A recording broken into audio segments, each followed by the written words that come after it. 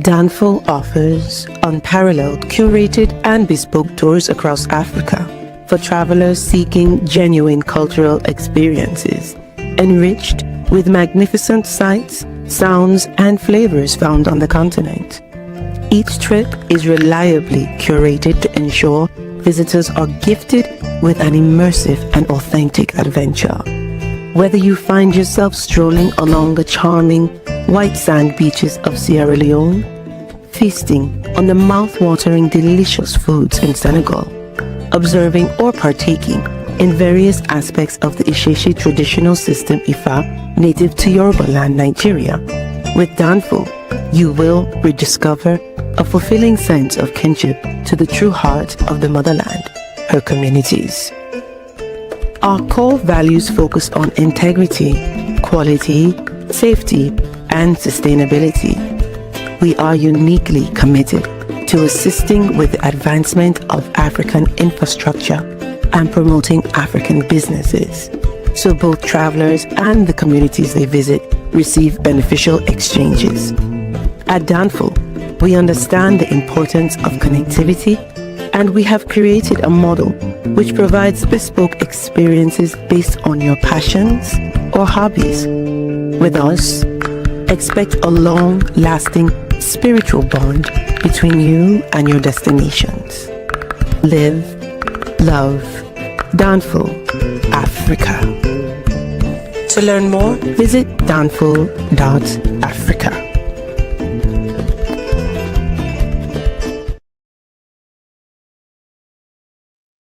Peace, fam. We are live again. Dynasty Mirror Search for Huru. Thank you all. Thanks so much for joining. Hit that like button again. Please hit that like button. Also, make sure you share and make sure you subscribe. I will greatly appreciate it. Appreciate y'all. Yeah, got a couple of announcements. If you're watching this, including you, me 1414.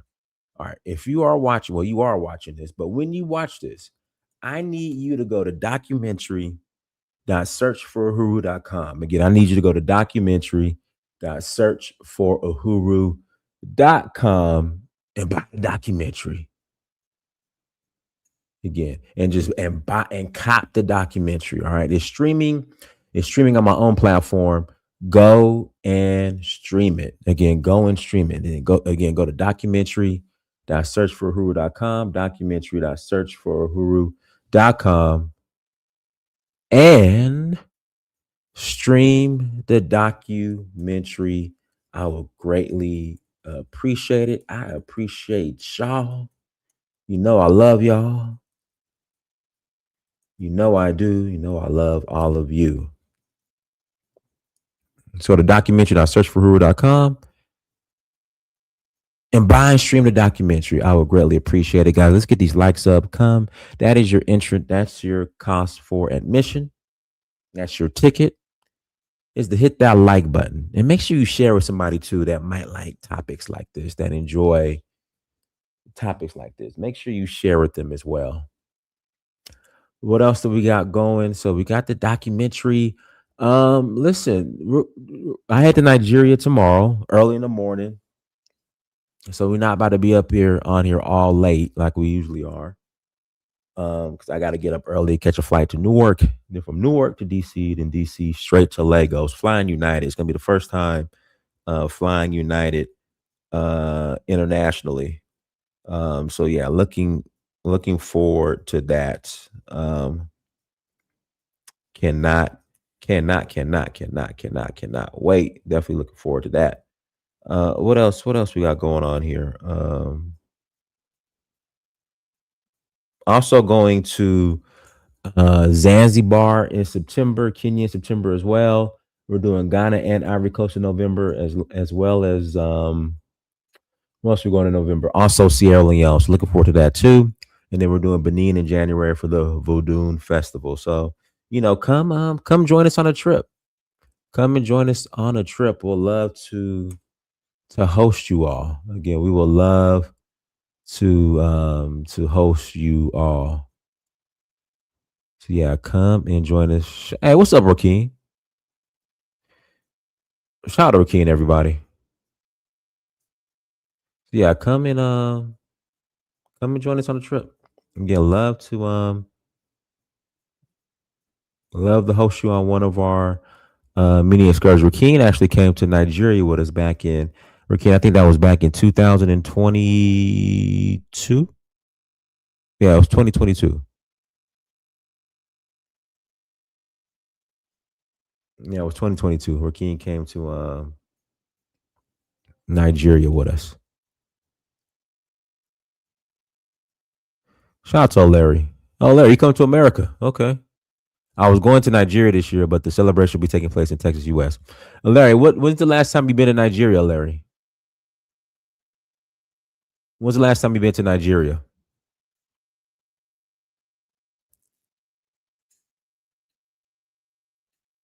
When's the last time you've been to Nigeria, Larry? Like, Larry, you need to be a good Nigeria and make sure you visit home. I'm headed there Saturday.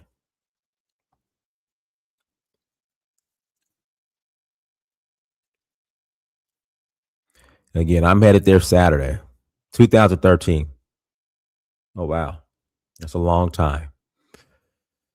But without further ado, hold on. Let me play something interesting that I saw online. Hold on, hold on. Some of the stuff that I hear. Let me remove that. There we go. Here we go, guys.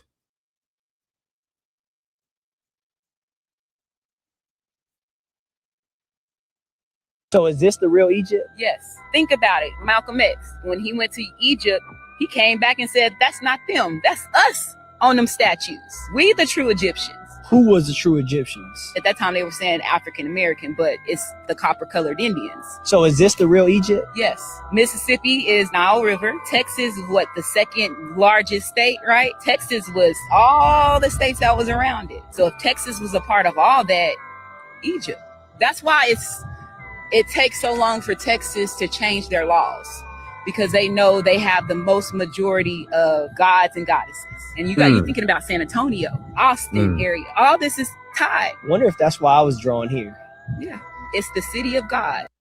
So is this the real Egypt? Yes. Hold on, I got another one for you guys. Hold on. I got another one.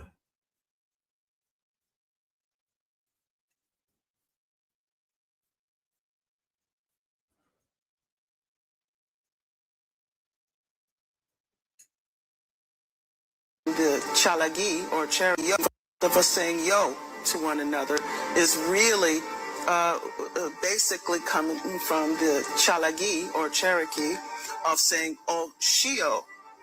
Of us saying yo to one another is really basically coming from the chalagi or Cherokee of saying oh shio, the way in which we dance, the way in which we walk.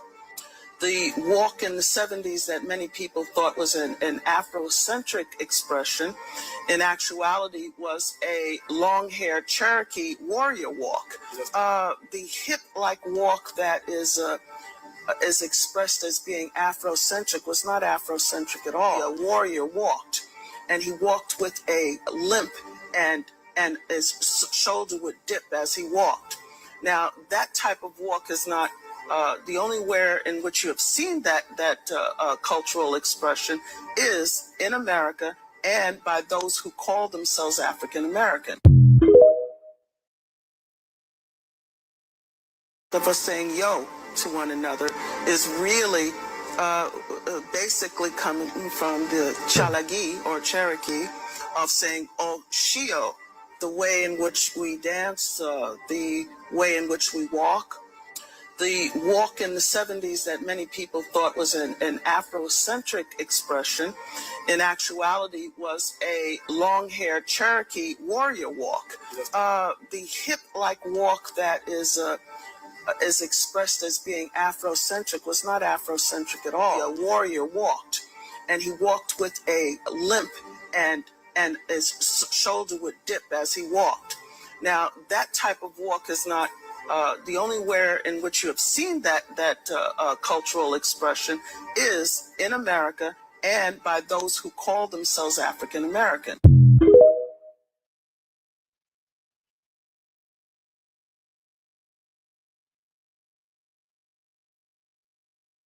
Hold on, I got one more. It don't stop, y'all. It don't stop.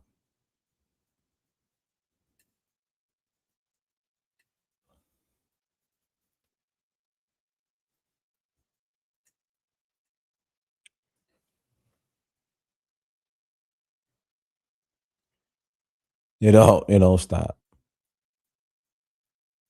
Here we go. Oh, here we go. Here's one of my favorite ones. Like, history is a lie, bro. Like, Okay. I'm not from Africa, bro. You're not? Okay. I'm not from Africa, bro. Like, You was here already. like, bro, like, yeah, I was here already. You can look at an African, and their features are different than mine. Right. Their features are different than you. Like, you look like you Indian or something. Like, for sure, you might be Indian. You might be, I don't know, Eritrean, Right. or something, bro. I don't know, but like, I'm starting to slowly unlearn the shit that taught to us, bro. You're not gonna just put something on me and just say that's where you from. Okay. I'm not from Africa, bro. I don't have no family from Africa. That's a fact. Like, you feel what I'm saying? Like, I have friends from Africa now that I met them through the internet and shit, we talking stuff. Yeah. Friends can turn into families, but bro, I don't know nobody there. That's not back home for me. Yeah, We not from Africa, bro. Damn. Okay. Tell me more about that. Like, we not from Africa, bro. Okay. Like, Okay. history is a lie, bro. Like, Okay. I'm not from Africa, bro. You're not? Okay. I'm not from Africa, bro. Like, You was here already. like, bro, like, yeah, I was here already. Mhm. You can look at an African, and their features are different than mine. Right. Their features are different than you. Like, you look like you Indian or something. Like, for sure, you might. So again, this is why I do not. At one time, I understand the whole delineation. I understand FBA, but I don't subscribe to it because I am not a Native American Indian. And this FBA Black American is all shifting into we ain't African, we the Native American Indians. We was already here. Prison babble. Feel good babble. Oh, I feel that way. I feel that way. I feel that way. Again, I understand delineation. You want to delineate, you want to delineate. But the reason why I just don't understand the misappropriation of other people's culture just to say that you was an Indian.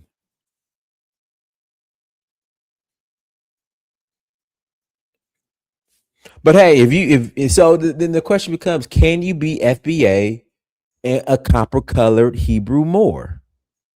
Because now what I'm noticing, the FBAs are starting to, add this. We the original Indians now.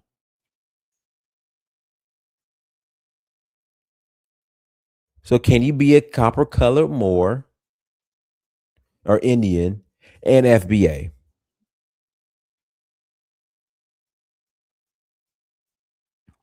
I saw that. In fact, let me pull that up. It was like 1,000 of them or something. Sure, I might need to go storm Spain too. I might need to bum rush Spain as well.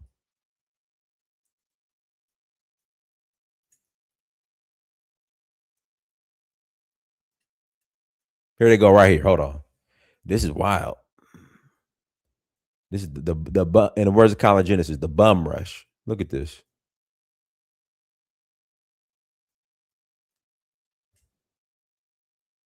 Here they go.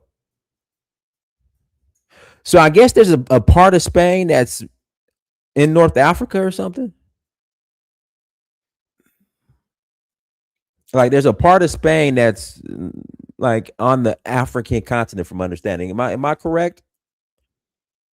And so they just bum rushed the beach. We coming to Spain. Yeah, there were some Africans, but the majority of them were Moroccan.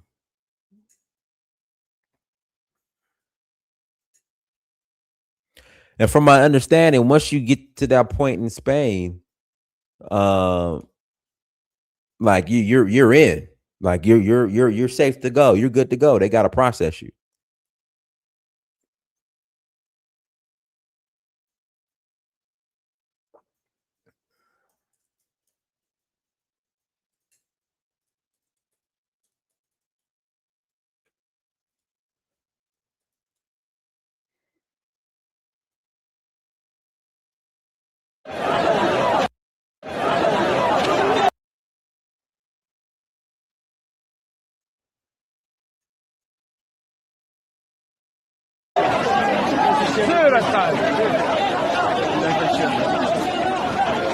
Well, did they swim? I'm just trying to figure out how they got there. You see all the water?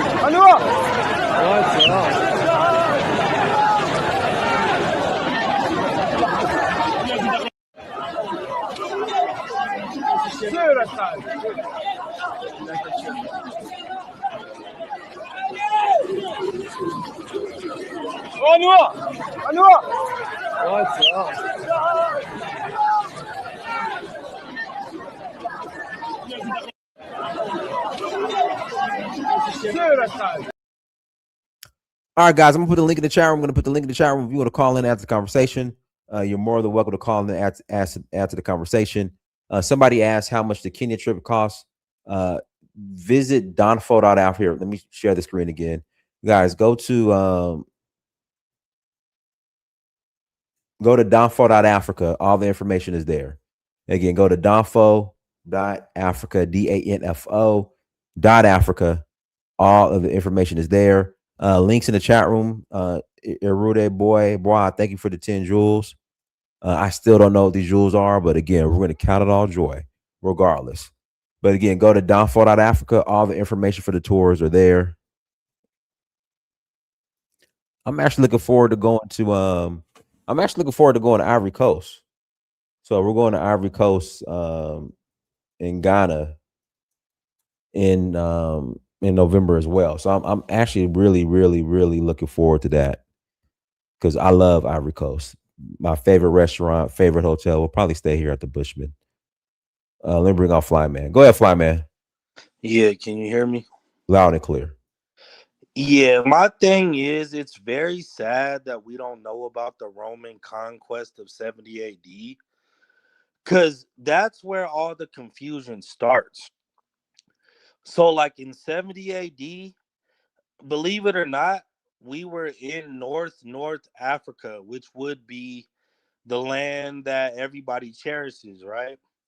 When the Romans came in 70 AD, they kicked us out of North Africa, and then we fled into West Africa, and then that's where we got captured as slaves.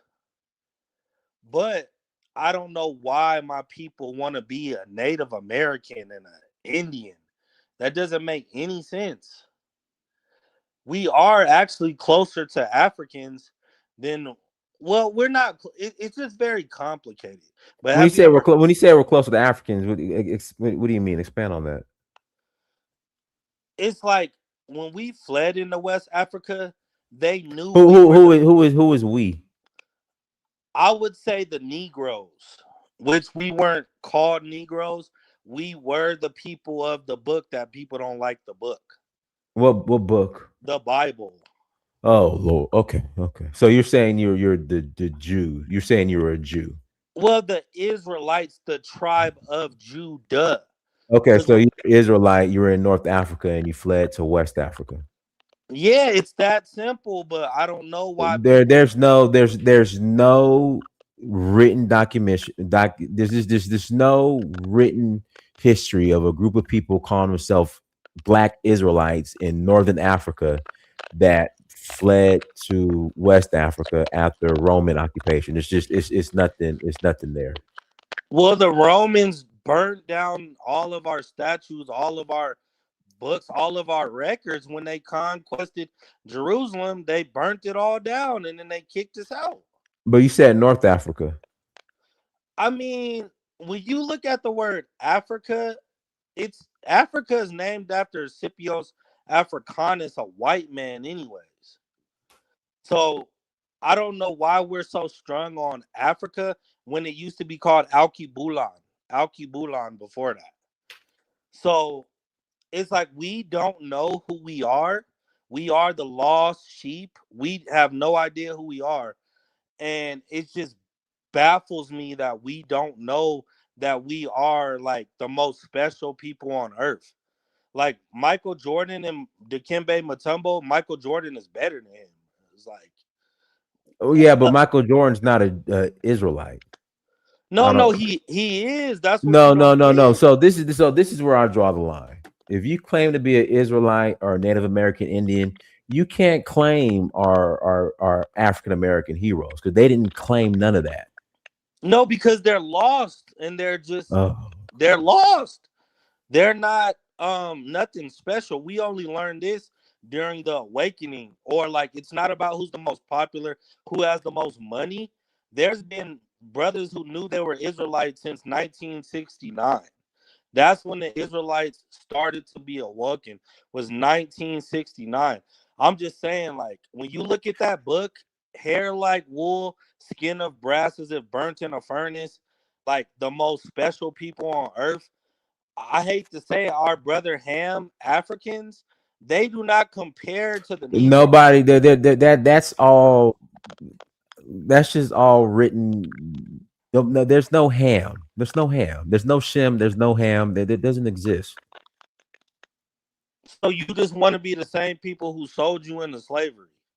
Unfortunately, we had some sellouts. It's what it is. They're in every group. Cause do Africans like create hip hop like us, jazz like us? Like, what do Africans do? But why is everything reduced? Why is black excellence or accomplishments reduced to just entertainment? I mean, I have black lawyers in my family, black engineers, black billionaires, even like Robert F. Smith is my uncle. But what I'm trying to say is, it's not that it's a competition. It's just the Israelites are the blacks, the Dominicans, the Puerto Ricans, the Mexicans, the Native Americans, and the Africans. Most of them, they're not included. They're not God's chosen people, and that's that. They're just not. But we want to focus so bad on them when they sold us out into slavery, and then they still don't really like us to this day. Because my dad, he just came back from Africa. He loved Africa. He want to be an Egyptian so bad. But it's like, brother, like, do you want to roll with God, or do you want to just get destroyed with all your accomplishments as a lawyer, this, that? Like, if you're not going to be an Israelite at the end of the day, you're not going to make it out of America. You're not going to make it. Okay, let me pass the mic. Dizali, go ahead. What's up, brother? Good. I want to say peace to everyone, and I'll start it off like this. Certain conversations are not for everyone, and I think that in the age of social media, a lot of people, missed that, forgot that. They don't know what their role are, basically. We're having a lot of these conversations with people who got C's and D's in school. They didn't go to school. They dropped out in the third grade. They know darn well they were not academic stalwarts. And they're trying to have these conversations with smart people. And they're going and listening to other dropouts who have made TikTok videos, and they're bringing that information back to us as if it's factual, and they think they are really doing something. I think people need to look up the word Dunning-Kruger.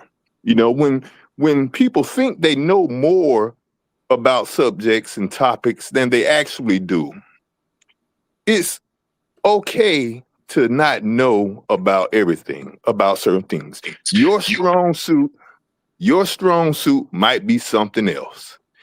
Leave the conversation about history, genetics, science to people who actually know, who actually care about it, who've actually done it. If you don't know about it, just be quiet and listen.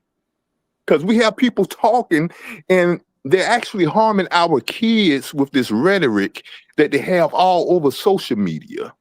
They're harming our kids. They're actually aiming for the kids because they know that they can't tell any grown adult this BS that they are spreading. So they're aiming for the kids. They're aiming for the next generation. We need to have a final showdown where we tell these people, stay in your position. If you don't know about academics, if you don't know about history, about science, shut the fuck up and stop leading people astray. Now, I also wanted to touch upon some of the things that the brother prior to me was just talking about. You know, I see, and this goes with the pretending thing also, I see a lot of coping mechanisms, things that, you know, we don't have anything else. We don't have any other way. So we had better hope that we are Israelites, because then we have our father fight for us. That's basically what it is, a coping mechanism. We don't have any army. We're not scientifically literate. So hopefully our sky daddy is going to fight for us and win this war for us. That's a coping mechanism, people. And that's why we are where we are now. We love to flock to coping mechanism, half-truths, well, non-truths, no evidence-based stuff, just sky daddy stuff. And we can see where it actually gets us. It gets us at the bottom of the pyramid. When we ask, how come they don't have a Michael Jordan or a Beyonce in Africa? Because they don't have the media that we have here. Because they focus on other things. We had to create and excel at those things here in this white country. That's what we had to do. They don't have a white country. They have an all black country. They deal with black people. They have other things that they have to worry about there. So they didn't have to create a Michael Jackson or a Beyonce, but though I'm pretty sure that they have artists that's probably bigger than Beyonce. Maybe not Michael Jackson because he was worldwide, but they have their own artists. It is really quite irritating to hear people ask such mundane things like, how come they don't have this? How come they don't have that? Because they don't have an organized country that has put thousands of satellites up into space. They don't have the media that we have. They don't have white investors investing billions of dollars to have their image plastered across the world. This is very juvenile things if you even use half a brain. That's why I say certain conversations are not for certain people.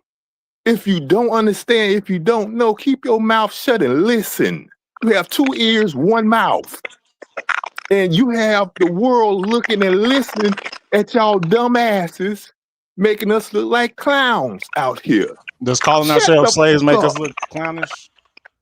Acknowledging accurate history makes us look honest, intelligent. Right. Children, hold on. Children make up fantasies because they can't face the truth. A grown man, a grown woman, even if you don't like it, you're gonna face it. You don't create something out of thin air, looking like a fool, looking like you hate yourself.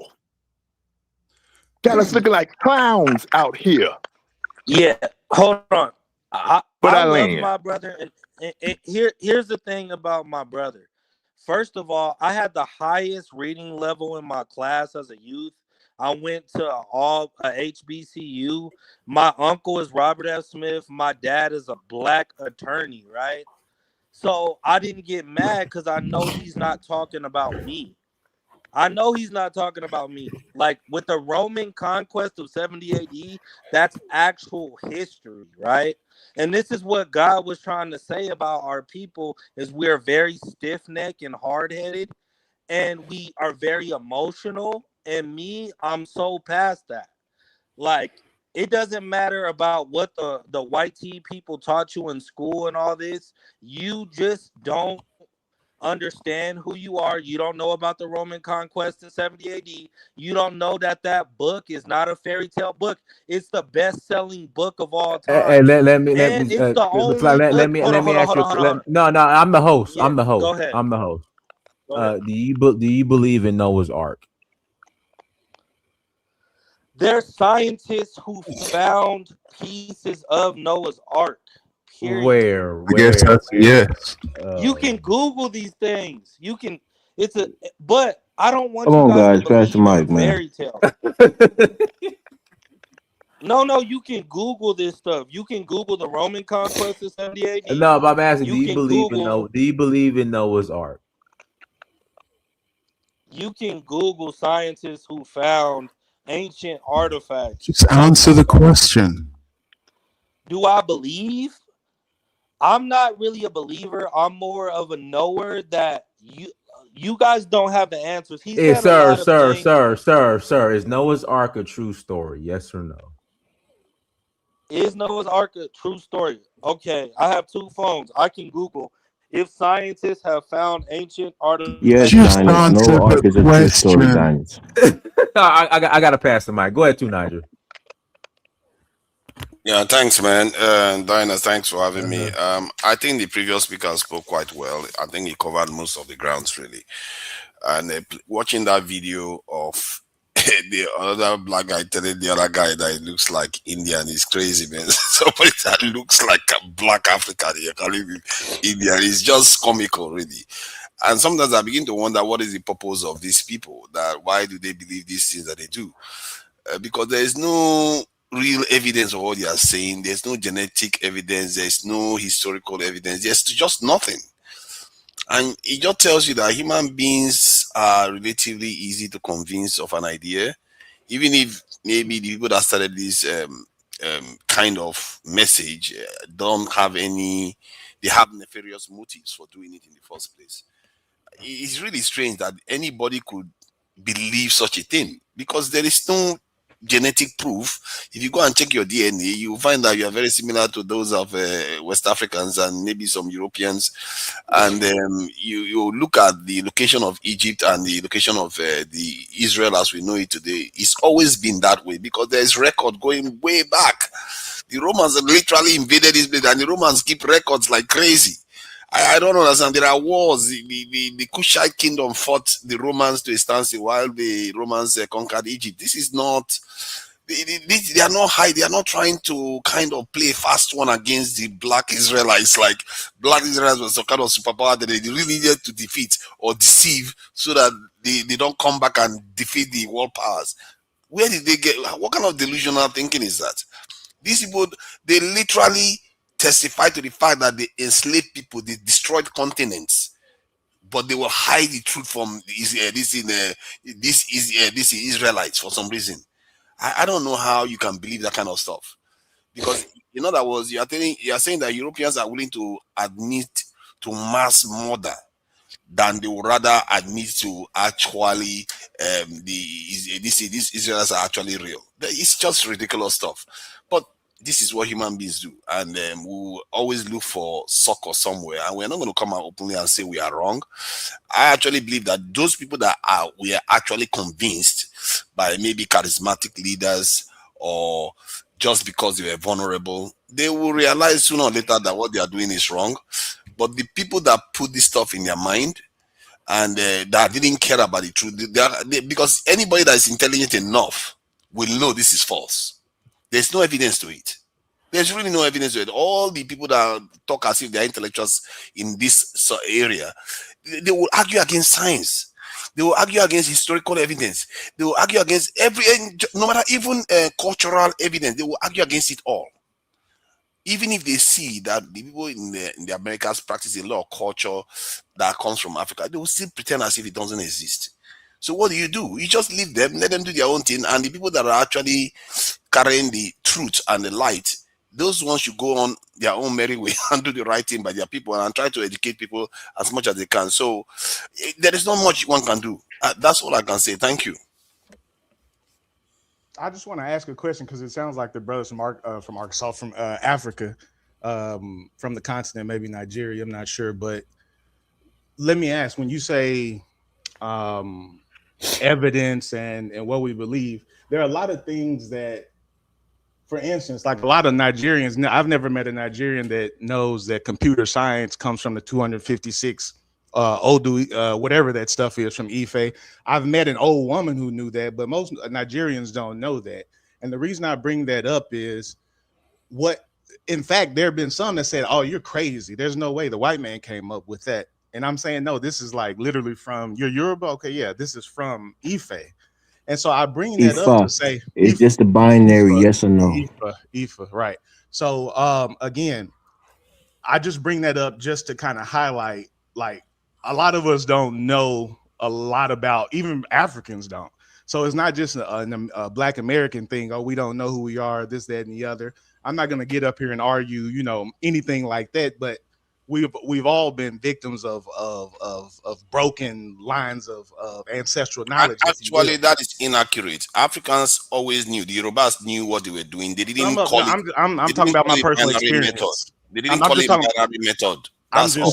Okay, guys. It was my turn to talk. I don't know if Adonis is on the show. I'm here.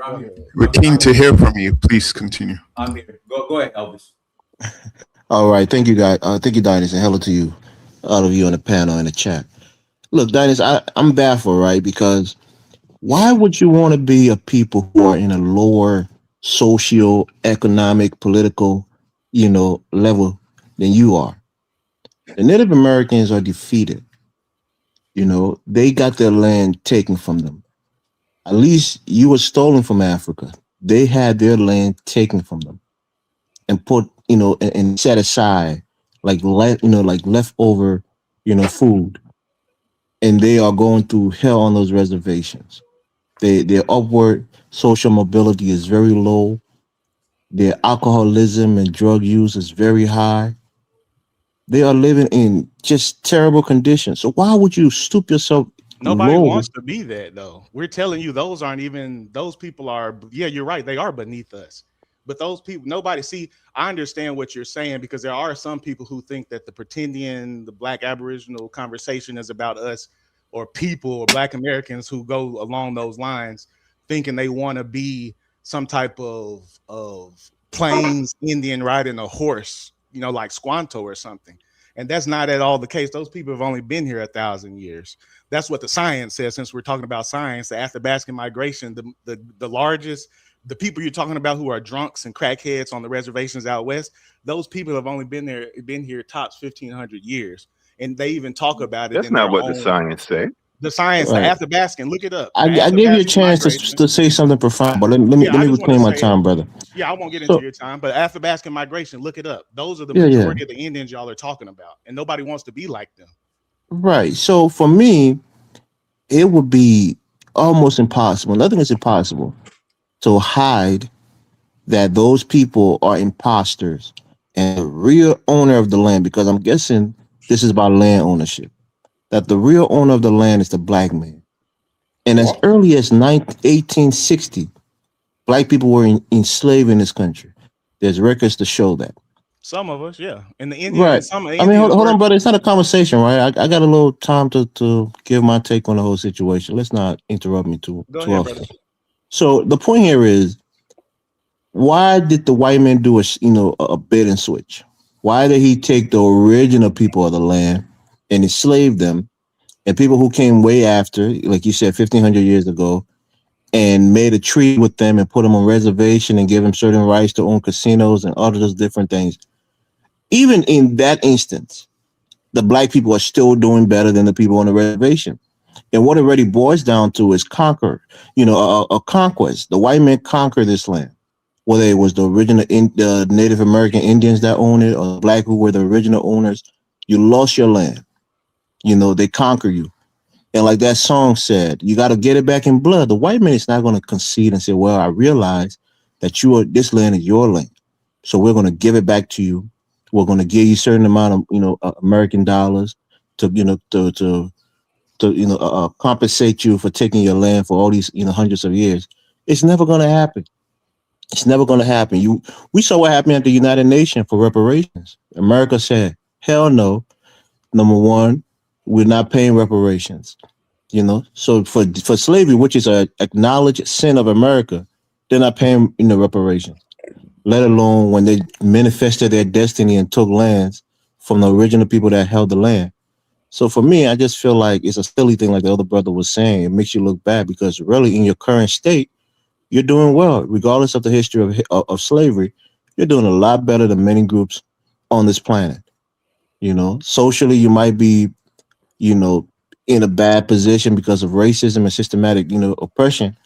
But really, you are people that has been elevated through your culture, your music, your educational systems, all the great things that African American has. but I guess you just don't want to be tied to Africa because there's a lot of stigma that comes with it, or you don't want to be tied to slavery because there's a deep, heretical embarrassment that comes with it. I understand those things, but being tied to Native Americans, it's not a flex. It's actually a downgrade. But I pass the mic, Dennis. But that's the thing, and I'm glad you brought that up, brother. And I appreciate you bringing that up because I think that's the fundamental misunderstanding many people have, is that some black people who are saying, hey, we're the original people of the land, right? They think that means we want to be some drunk ass mongoloids out in Arizona or the Chumash in California. Nobody wants that. Those people, and it goes back to the understanding history. The people that you're talking about now, they didn't get conquered right when the Europeans got here. They didn't get conquered until Manifest Destiny popped off and the Europeans started moving out west. So that's why they had a different type of relationship with them. Whereas some of our ancestors did come from Africa. Some of them did. I'm not going to sit up here and say that they didn't, but the overwhelming majority of Black American ancestors, I don't believe that they did. I don't think a lot of the Black people in the Americas have overly substantial African ancestry. I don't think that means that the slave trade didn't happen, but we know that. You want to know why we didn't get reparations? The argument is that we weren't the only ones enslaved. Our problem here as Black people in the Americas was never slavery. You want to know what it was? It was the fact that we were basically denationalized, whether we were taken from Africa, from those the polities in West Africa, whether they were Islamic or the Yoruba or the Igbo or whoever, and our indigenous ancestors here. That's what our problem is that we don't have a recourse geopolitically. Look at the Africans. The Africans, they have countries, but what are those countries good for when the revolution is popping off in the Sahel and the rest of ECOWAS is fighting against them? So when you're talking about geopolitics, you have to kind of look at things wholesale and then come down to the minute. Nobody wants to be some type of long-haired, drunk, no rhythm having powwow Indian. Nobody wants that. And I think that people, because they're saying, oh, this nigga right here, excuse my French, but this nigga right here wants to be an Aboriginal, so he must hate Africa. Hey, Danny, he use N-word on this show. Isn't that you're right. Well, isn't that my name is Akata. It's a context. Okay, my bad. My stop making excuses for him. But bro, we got to pass the mic, brother. I know you're trying to rebut the points. Goddamn, let me just No, finish. You think I used N-word 3 times? We're going in order, brother. You got to let the host pass you the mic. I won't say the N-word, brother. I won't say the N-word again. No, it's someone else's turn to talk. Right, Dinus, where are you, Dinus? You got to regulate the show, man. I'm looking at the dude above me. Dinus is asleep. He's going to sleep. Everybody usually get a first take, and then you kind of go around. First take. That's what I'm saying. But it's not your turn. You got to wait for the host to give you your turn. No, I'm back, guys. I'll be honest. I'm packing and because I'll leave tomorrow. So Elvis, still your turn. El Akata Uno, number one Akata. The guy getting used N-word 3 times, Dinus. No, it was in context, Dinus. But you can pass the mic to him officially. Say it, my bad. It's a Black American thing. Yeah, it is. Yeah, unfortunately. I don't really support the N-word, but El Kata Uno, go ahead.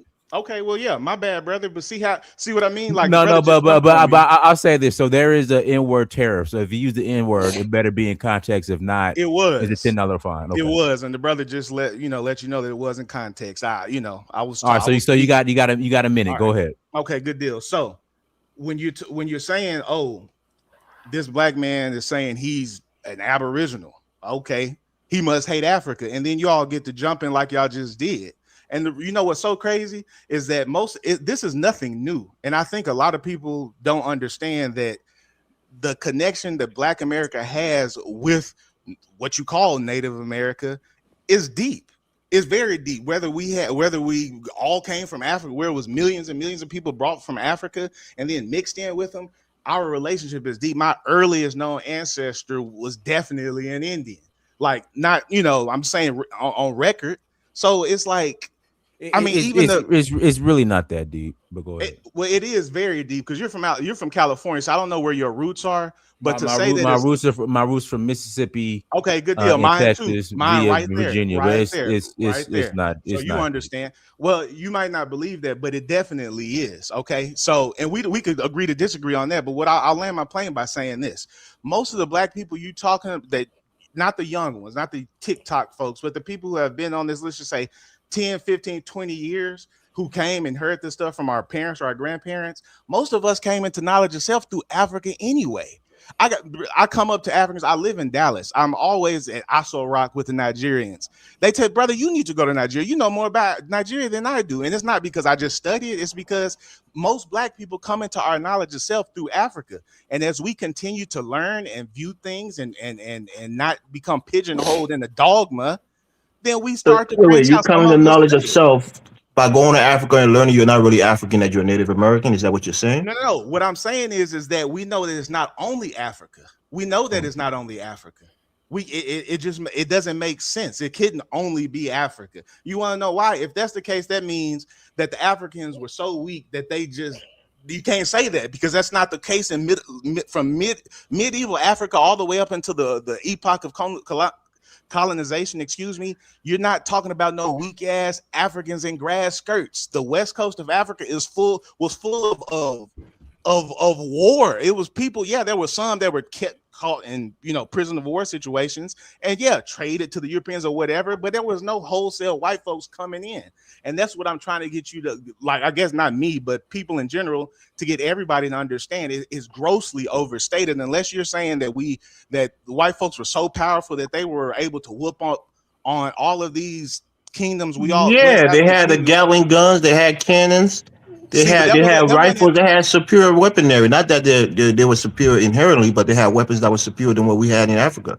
But what I can tell you is this: at the Battle of Tondibi in 1591, that was the Trojan horse, and the Moroccans and the Southern, we had guns too. They were trading back and forth. There were people who had guns. That's why those the people who were in that West Africa, who were trying to enslave their own people just for economic gain, they had guns too, because they had been trading with, it's just too cut and dry.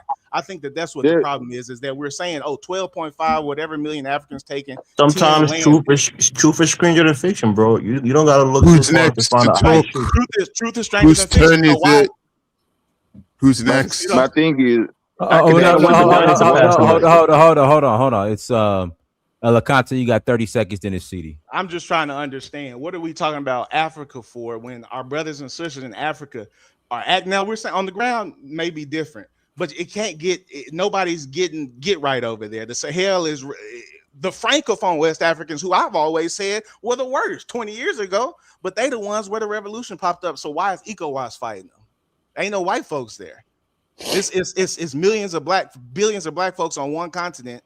And the reason everybody is fighting and bumping heads is because, number one, not all Africans on the continent are of the same. They don't even see themselves the same. The Fulani, who are the true Africans, they not gonna say the same thing about the brothers in the Sahel. What's a true African? You want a true African? You want to know? This is what I mean. A true African is a group. It's not only the Fulani, but a true African, in my definition, is a group that is not confined to borders. There are not many ethnic groups in Africa who are cross-border. there are some, like in West Africa, because it's so chopped up. Do you understand the problem? Do you understand the problems that's causing? No, I know. I understand. That's what I'm saying. That has been the biggest problem on the continent, is the understanding that the Fulani, who they don't respect the colonial borders, all the other Africans basically do. And that's what causes a lot of the problems. So, I mean, and even then, let me ask you guys this, and y'all can tell me, because it sounds like some Africans, and Dinas, you've been there. Why is it that some Africans say that their ancestors come from somewhere else? You know what I'm saying? And it's that Black Americans didn't start that. You got to be specific when you say okay. So the Islamic polities of West Africa all claim descent from a Black Yemeni Jew. The Yoruba say that they came from somewhere else. No, the Yoruba say they descend from Oduduwa and Ilya. But so where did are these white? Did they just take on popularized white histories about coming from? That's exactly what FBA do. No, I'm No, asking. a I'm lot of asking. Africans Dennis, was can he pushed pass the I'm further mic? asking. south Yeah, by pass the mic. That's wars, called Right. or they were mythology. part of That's called mythology, a brother. kingdom, that got conquered, and they went further south. So like the Mali Empire, when they got conquered, a lot of the Malians came down, further south in West Africa. A lot of people from Sudan, when they got conquered by the Arabs, a lot of them came down further south. So Yeah. when people are saying they come from a different areas because they had the Yeah, but I kingdoms that mean got conquered. specifically, they talk. I've heard it. I've seen videos. I've heard people even. I've asked Yoruba right here in Who's Dallas. next? Yeah, who's next? Yeah, let me pass the mic to CD. Go ahead, CD. Hey, Dennis, everybody. So, we have to be mindful when we talking about, group in general, because we have to distinguish the FBA from the African Americans. We can't group all of them together. If you have to be very specific when you're talking about FBAs, FBA and and hate and culture. and it's very, very sad that we live in a global world. When I say global world, there are people in Africa, in certain part of Europe, they actually listen to the show, and it's very sad that people come and talk things that sound very dumb, and they will look down upon certain group of people, right? They will doubt what, because a lot of people outside have great, respect for African Americans, but again, it's very important for us to be specific, because things that FBA said, I'm yet to find any kind of intelligent intellectual FBAs. They just go with the flow. They pick up words from people and just run with it. You know, and it's very sad. Like someone Yes. like he always come here. This is guy that stay in school, but he talk about, oh, Black American be Liberia, so you guys wanted this. So he have no idea how these people got over there. So it's very, very sad, right? If you claim that you FBA, you have no African identity. You don't have to fight for African things.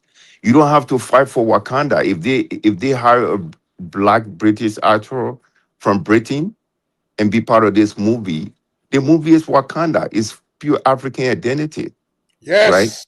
If you want to relate to a movie, relate to Big Mama, like Terry Perry type of movie, the old lady that beat on everybody, smoke weed. Yeah, that's classic FBA movie, right? You can relate to that, right?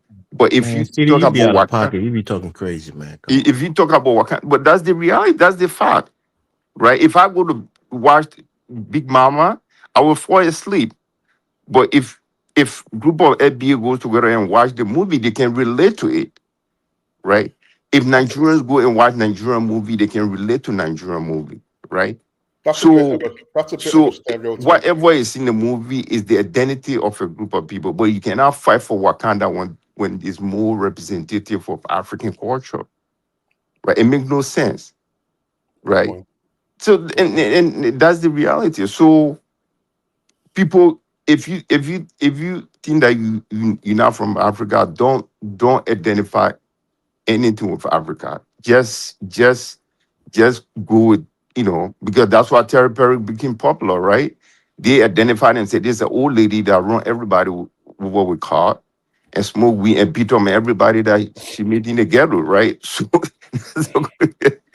that's a big movie, right? So and it's sad that when we're talking here, people in Africa listen to this show and they can get disappointed in certain things that some of these people say, right? And that's someone they claiming that they're from Egypt. If you ask them which language they speak Egypt, some of them even don't even know, right? So it's very, very sad that we find ourselves in this type of situation. People create all kind of identity from very productive Black people CD, that CD, everybody CD. admire.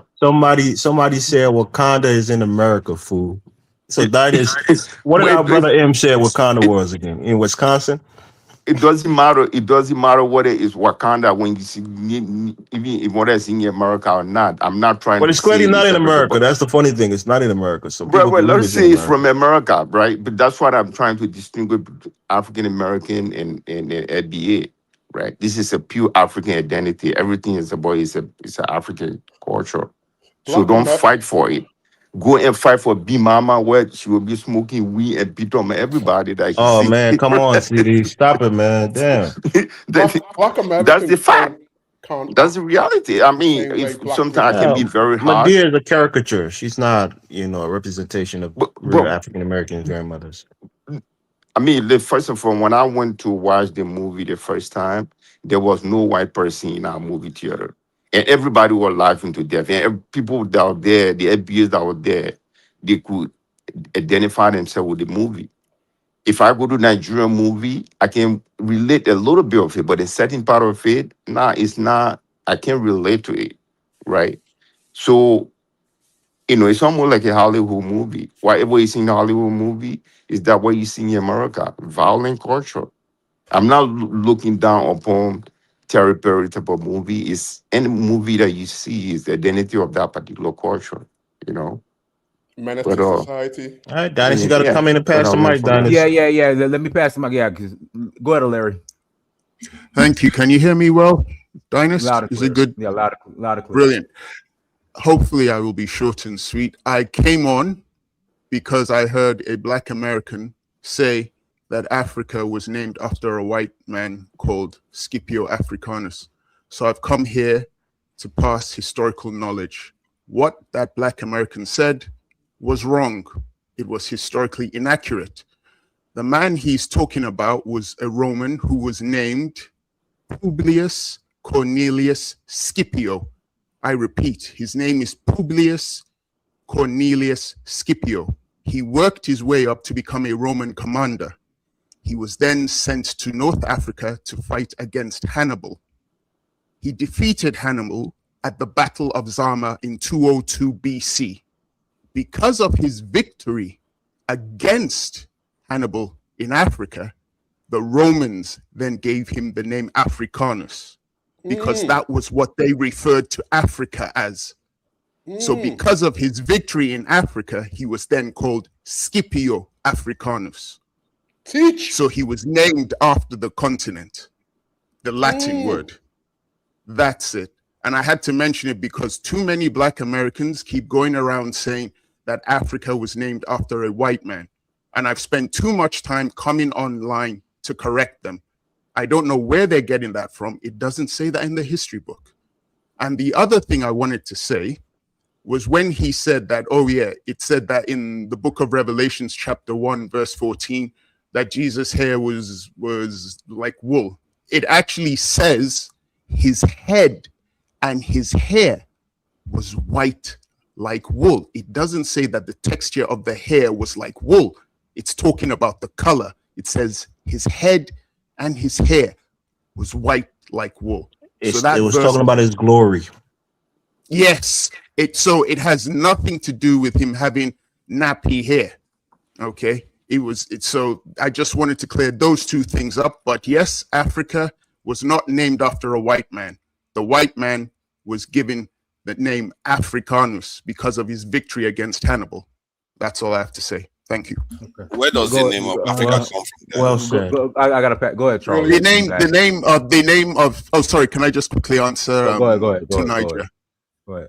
There are the name Africa. There are a number of historians who say various things. One of the most common things I've heard is that in the north of Africa, in Tunisia, there was a tribe or a kingdom called Ifriqiya, and it was from that Ifriqiya then became Africa. There's one group of historians who make that claim. So you can check in Tunisia, in the region in Tunisia, there was a group of people called Ifriqiya, and when the Europeans would trade with them, that became Africa. Okay, go ahead, Charlie. No, it's okay. I'm just eating at the moment. So well, Charlie, don't take up a spot if you're not going to speak, my brother. I'm just eating at the moment. Okay. All right, guys, let me read these super chats. And then let me put the link in the chat room. You guys are more than welcome to call in.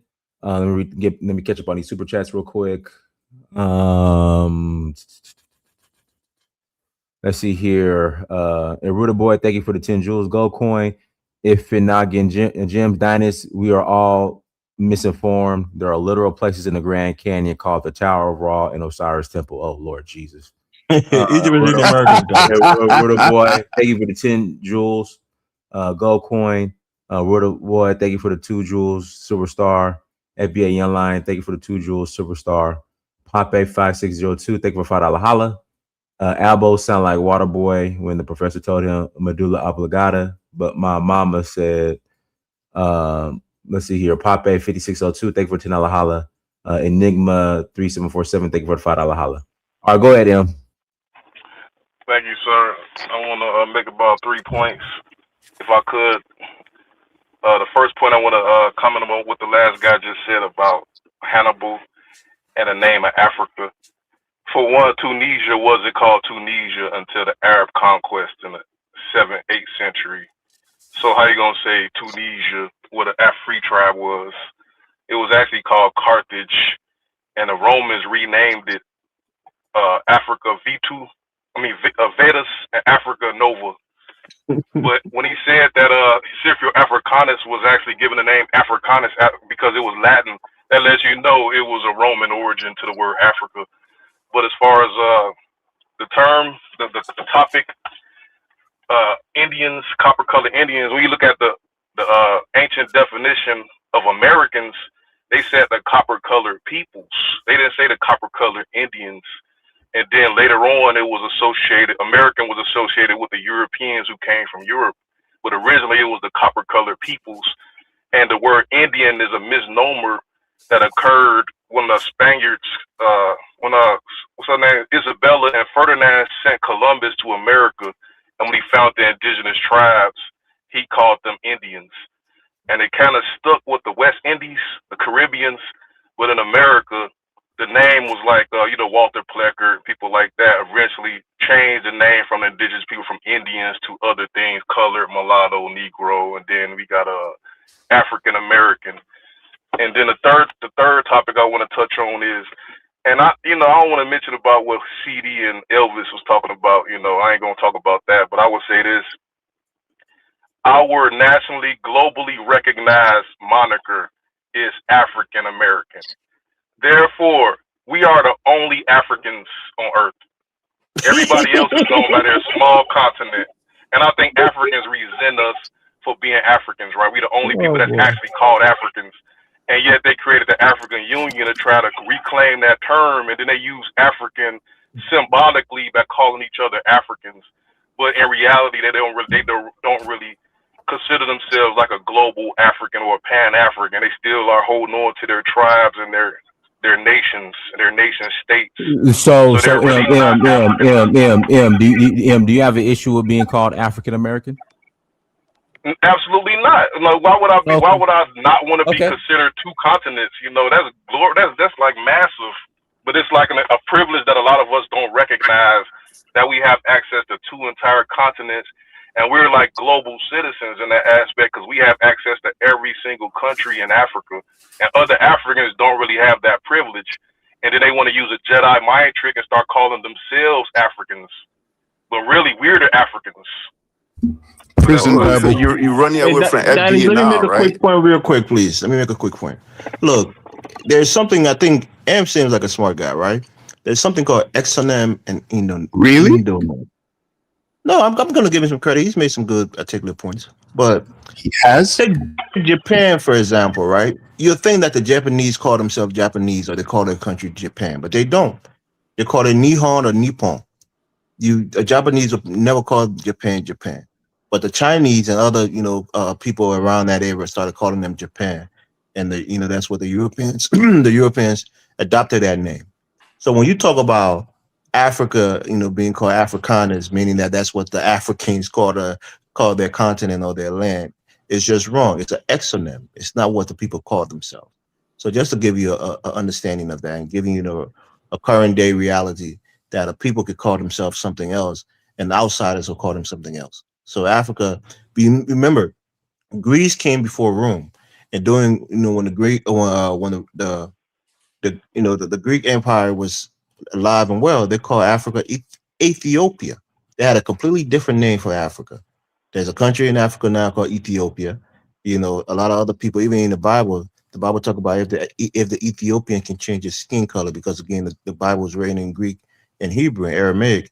So the words can change, but what the people call themselves is what really matters. It's not the extra name that Elvis, matters. Elvis, I wanted to ask you, what did your ancestors call your land before the Americans called it Liberia? Well, there's again, like there's different areas in the place. Let's take Monrovia, for example, the capital city, right? It's called Ducor or Duor. There's two ethnic groups that live there, the Bassa and the Pele. They call it a similar name, but slightly different. That's the indigenous name for Monrovia. They even want to change the name from Monrovia from honoring James Monroe to that native, name that the people call it, either Ducor. That's why you have the Ducor Hotel, because the native name for Monrovia was called Ducor, So that's what the people call it. But everybody else who didn't want to pronounce the name, or people who wanted to honor James Monroe, they named it Monrovia. And they were the dominant civilization, so they came up top. But you notice, a lot of people know, in Africa, in Lagos, they don't call, I think they got an indigenous name for Lagos, right? They say what, Iko or It's something called else? Echo. Echo. It's also the name of a Yoruba clan, Echo, the Echoes. Right. So I All right, pass the mic. let me pass the mic. Somebody asked Dynas, are you buying that stock in that gold refinery? Has the IPO? Because I know I could buy. I wonder if I could buy it using my Access Bank or UBA accounts. Because I definitely will. Why not? I don't think they're trading it on Wall Street right now. Well, not Wall Street. I'm saying, I have a Nigerian bank account. So Oh, okay, yeah. You can. It's a very good stock too. It's doing extremely well. Oh, sure. Very Okay. well. Well, Yeah, it's doing well. Let me see if I can buy some via the app. But all right, go ahead, Big Black. I'm going to buy in Kenya when I go to Kenya. I gotta go get my charger real quick. That'll take like a minute. Okay. All right. Scooby FRMES. You're not connected. Only 4601. Can I buy the stock via through accident? I'm gonna log into my app to see if I can. Dynas, I wanted to ask you, do you still support Trump? I don't agree in the direction he's going in, as far as specifically the war, but I still believe he's was a better choice than Kamala Harris. Because I think the only thing we could agree on that he's been consistent with is immigration. He's sticking to that, but everything else seems a bit. The war is Guys, corrupt. He's a pedophile protector. The warmonger. Well. So what did Biden do? I mean, so Biden and Kamala were pedophile protectors, allegedly. Dynas, you're putting that on Biden? Are you crazy? Didn't the case start under Biden? No, that's a different conversation. Trump was the one that arrested Jeffrey Epstein in 2016 or 2017. And they asked him on the campaign trail, "Are you going to investigate the Epstein file?" He said, "Oh yeah." But maybe not entirely, because you don't want to hurt some good people. I really think there's so much involved in the Epstein files that the whole Biden name wasn't in the Epstein file. Obama name was barely in there. Trump name was there over 1 million times, Dynas. A million times. Million times doing what? Mentioned, and it was redacted. Most of it was redacted, Dynas. That's your boy, man. Well, I mean, if he needs to didn't get locked up. You know how disingenuous this conversation is. It was the Biden administration, his Department of Justice, that sealed the Epstein files. It was the Trump administration that unsealed the files. What is this guy talking about? This guy. When did Epstein get arrested and killed in jail? It was under Trump. What are you talking about? Biden's Department of Justice, when they had that case that he inherited when Trump arrested Epstein, they had the files. His Department of Justice moved the court to seal the files. It was the Trump administration. He ran on, releasing the files. So they had to unseal No, he the tried files. to stop them from releasing it. That's why he and Marjorie Taylor Greene fell out. That's why he and Laura Boebert fell out. No. So why didn't Biden release the Epstein files? That's a good question. Exactly. Is that a promise that he made? Oh Lord, geez, come on, man. Yeah, Trump was the one that okay. Out of all the stuff they were trying to get Trump on, why not get Trump on the Epstein shit? I mean, come on. Dynas, come on, bro. Well, I'm come just on. saying, like, why? Stop it, man. You guys are men. Stop it. Jeez. The guy. What was Biden trying to hide? Was Biden naming the Epstein file, or was it Trump name all over the place? Again, the question is, why didn't Why didn't Biden release the files? That's what I'm saying. Go ahead. Yeah, because the Department of Justice is a whole, apparatus, right? When Trump was president, they said Epstein killed himself. There's nothing more to it. He killed himself. That's it. All right. When Biden went into power, he wasn't going to try to dig up stuff to pin on Trump. He was, worried about fixing COVID. He was trying to bring back the economy, bring down inflation. That wasn't his top priority. So come on. This dude just say Biden wasn't trying to dig up stuff on. Didn't he put 200 felonies on Trump? Oh my that God! was the Justice Department that put it on him because he started insurrection. He took on classified documents and took it to Mar-a-Lago. Yeah. Those are all clear, violation of the law. And add Russian collusion.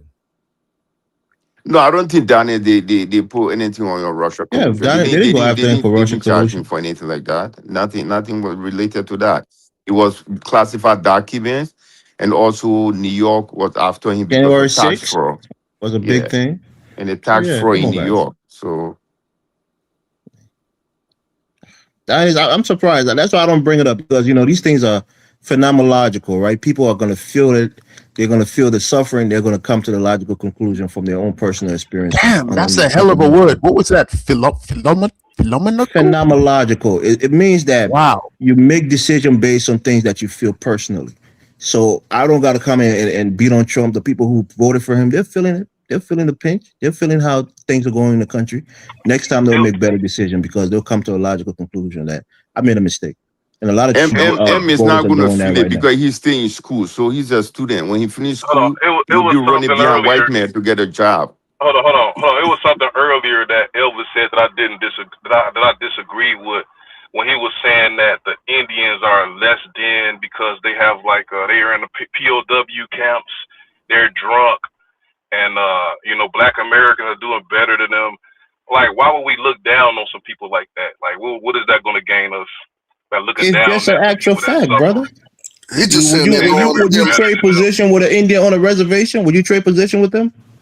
I mean, you could say that about anybody in Africa. Oh boy, you wouldn't trade position with them. They'll say I'm talking down about. So they're in a lower socioeconomic position than you are, brother. That's a fact. If you're a person that came from a country that you was basically complaining about being second class for the Indians, and they had slaves. You was complaining that Black Americans oppressed your people and y'all were second class citizens. Now you come here looking down at a people that you claim is a second class citizen. That's almost hypocritical. Hey, would you trade places with the Indians on a reservation, M? I mean, a reservation is a prisoner of war camp, according to the military. It's so you wouldn't trade places with them, right? They are imprisoned.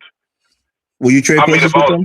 If I was born in that circumstance, I wouldn't have no choice. But I wasn't born in that circumstance. You have the choice. That's why you have the choice. I don't look down at them. I don't think I'm better than them. I don't have a condescension. It's not about your inherent value as a human being. It's about their social and economic situation right now.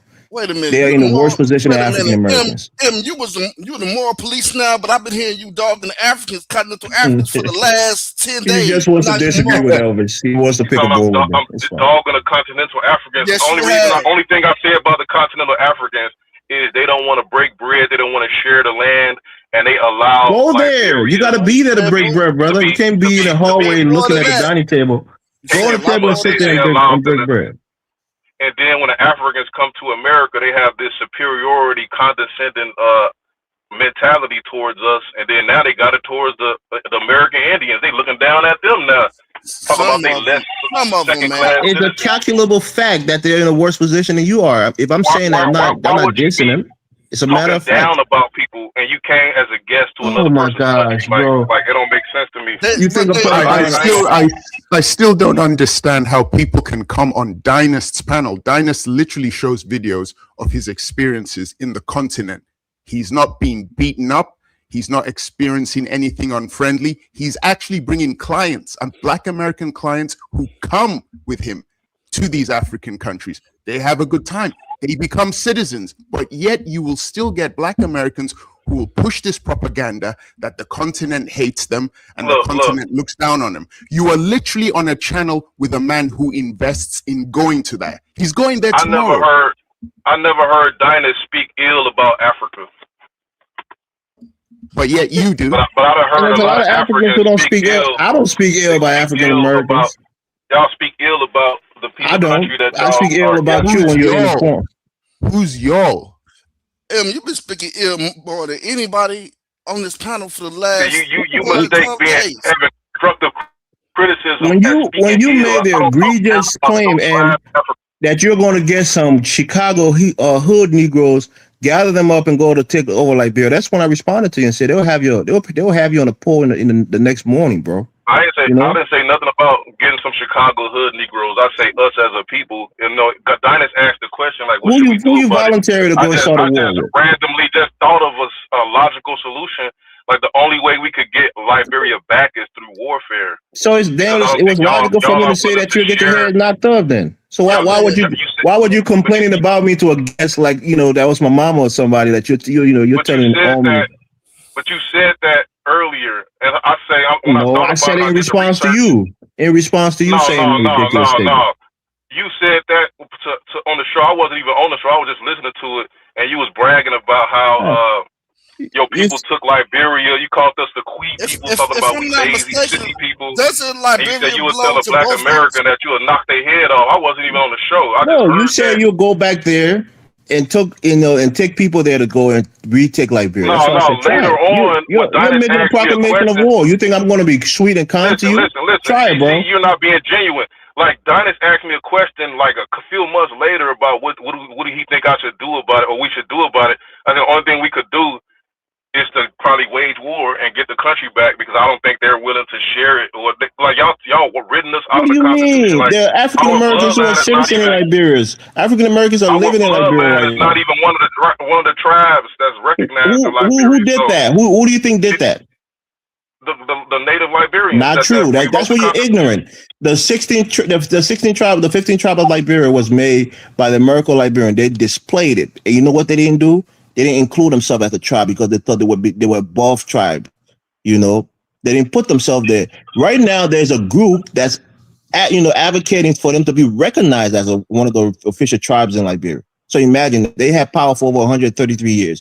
They didn't recognize themselves as an ethnic group or a tribe. They didn't put themselves on a mask. They didn't make themselves a part of our social fabric. Now that they're no longer in power, they're not even recognized as a tribe. They're looked at as others. You see? Right, but what I was saying So it was wasn't like our doing. That was their doing. the African people had this negative connotation about Liberians for over 100 years, and it culminated with that coup, and nobody stopped it. And That's not true. It was because of the times. There was revolution going on all over Africa in the 70s and the 80s. And then you had hold on, let me tell you. You had a rice riot, you had a rice protest that happened a year earlier where a lot of Liberians got killed by their own police. And most of the organizer of that protest was languishing in jail. There was rumor that they were going to be killed. You had one of the Liberian progressive who registered a political party and was going to run for mayor of Monrovia. The first time an indigenous person was going to run for office in Monrovia, right? And the president canceled the election. He canceled the election after allowing him to register and for them to form a political party. He disenfranchised them politically. He didn't let them have political agency. So the country was becoming more conscientized. A lot of people wanted to be included in the political system. They wanted to have their own political parties, and the government refused it. So that's what really broke the floodgates. It's not because they hated them. I don't think he's listening to you. It's just going in one ear, coming out the other. How are you gonna tell me what I'm listening to? That's because I'm not interrupting. Do you agree with Elvis? Right? No. Period. You did a Liberian girl. You should know a lot more about Liberia. And you said you didn't She hear didn't about tell it. me about she told me about Samuel Doe being killed. They had a videotape, but she didn't tell me that they killed off the black Americans. I guess she was kind of Because it's embarrassed not to tell me true. that. That's why she didn't tell you. The coup happened. The cabinet members got executed. Those people who had the power, and a lot of people didn't even want him to get executed. But Samuel Doe, being a military tyrant, he did that. Right? No, she told me about him getting killed. Yeah, he got killed too. But what I'm telling you is because in your mind, you think after the coup, people started going and finding all the Congo people and killing them. I have Congo people in my family. During the war, the Congo people fled with my mother's family and protected by the native people. I didn't even Charles know Taylor himself is a Congo about man. the killing of the government until CD mentioned it. So then, what are you angry about?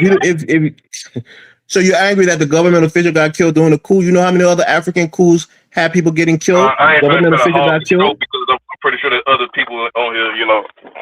Yeah, you think But if it happens to your people, then it's hatred. But if a Yoruba person commits a coup and kill Igbos, or Igbo person commit a coup and kill Yoruba, that's fine because they're just Africans and you're not African. That's no, what happens listen, in a man. lot of countries. People take over power and they kill the government in power. They kill people that are part of that government. What I'm saying is, we were slaves and we tried to get a home in Africa, and that was robbed of us. Like, it's not the same as a No, person you in Yoruba mismanaged land it. who's like make You 40 socially million people. Like, mismanaged it. they You have had your like, land, you we had was, your country, but you're only 10% at most of the population, and 90% of the but population you didn't integrate them enough. we was trying to get some type of freedom in Africa and tried to have some type of camaraderie with the people over there, and it was met with resistance, and then we was eventually killed off and excluded from the country, the You continent. don't know what you're talking about. But I don't want to hog the show. You see what I'm saying? You keep using Africa and Liberia in the same sentence as if they're one and the same thing. Liberia is a country in Africa. I mean, So we're the only way Africans. you keep saying, well, these Africans and then Liberians, it's like, whoa, it's like that happened in Liberia. That doesn't mean that the rest of the continent felt that way about Black Americans. And when did And you turn the African Liberians didn't American? even hit the Black Americans. It's not true.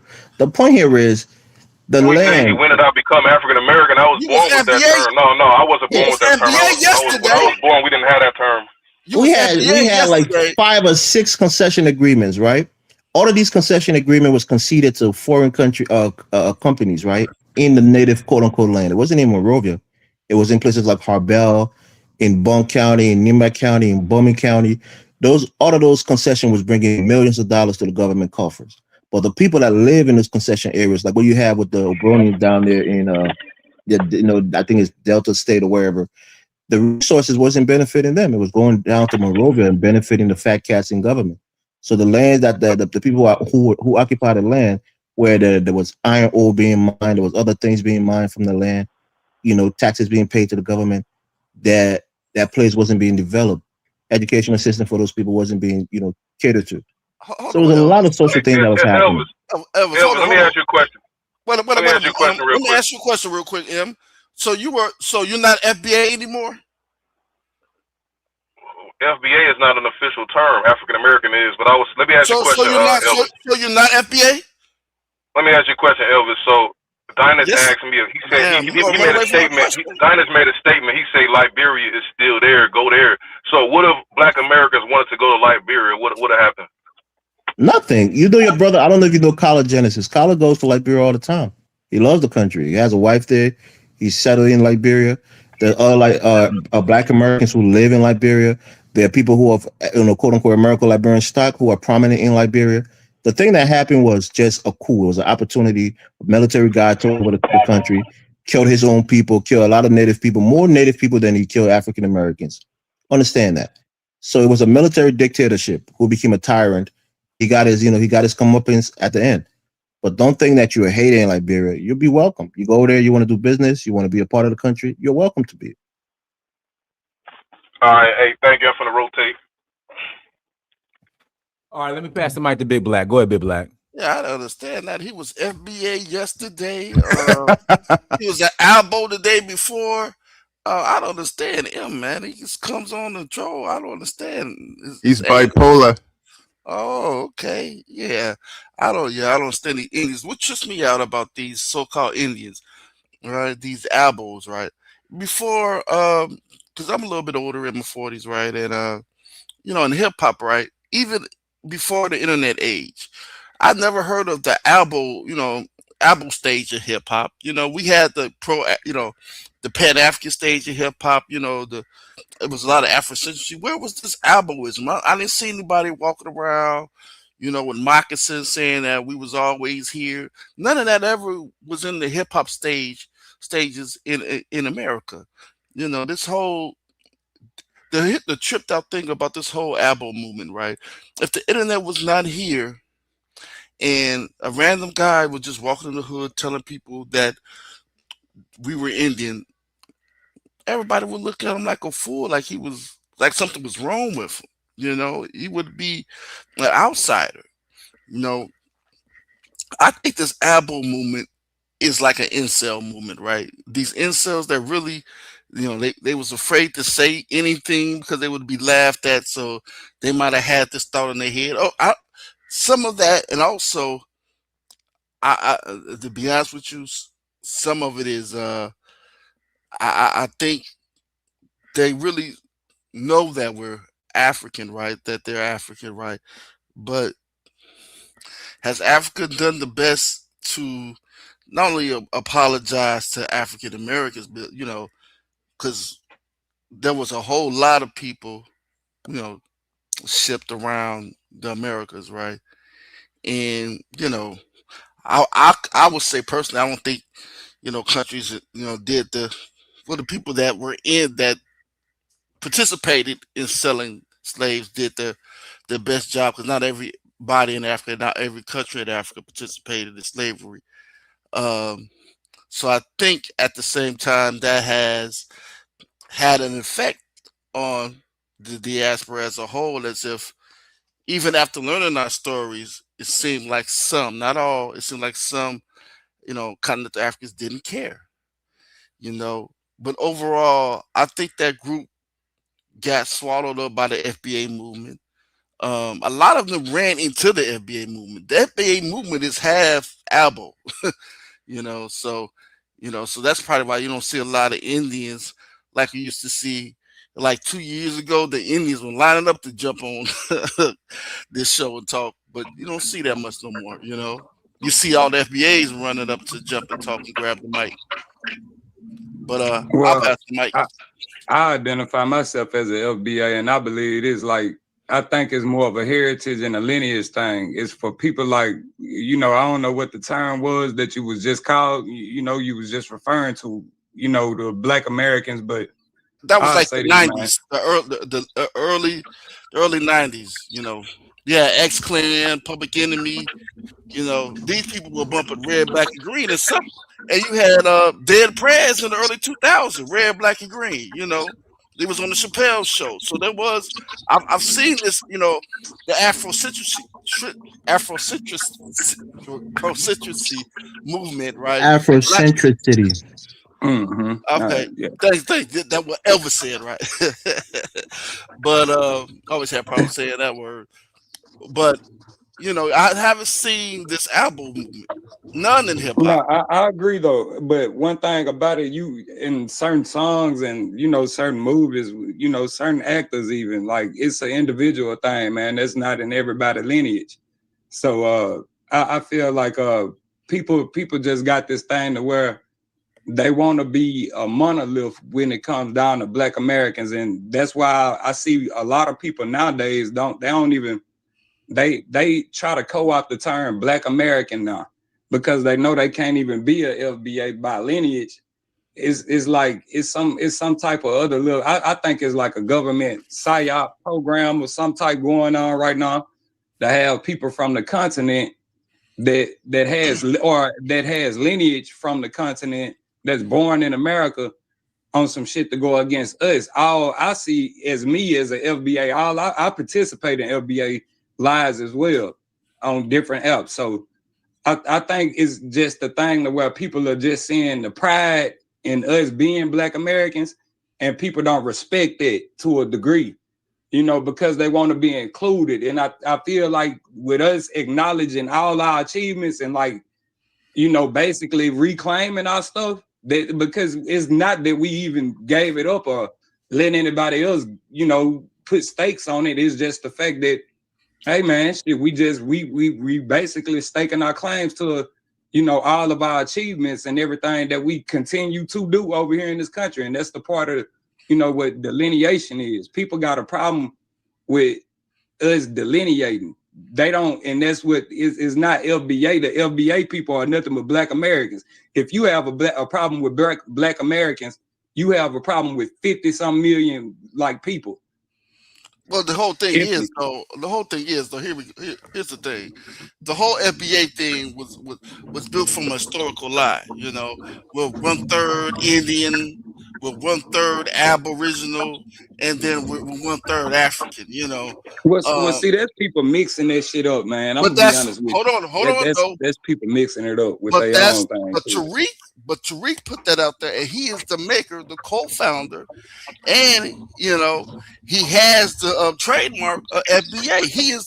He had it on his website. You know, so But uh-huh. he can't. He not the co-founder of Black Americans though. He just added a word onto it, and he really not the founder of the term foundational Black American. Yes, he is. It's actually Dr. Claude Anderson. Claude Anderson used a different term. He said Native Black Americans, but he didn't say something like that. He never said foundational Black if you pay attention to Tariq Nasheed, I think, and you have, you know, a lot of people got their own little problem with him, but whatever.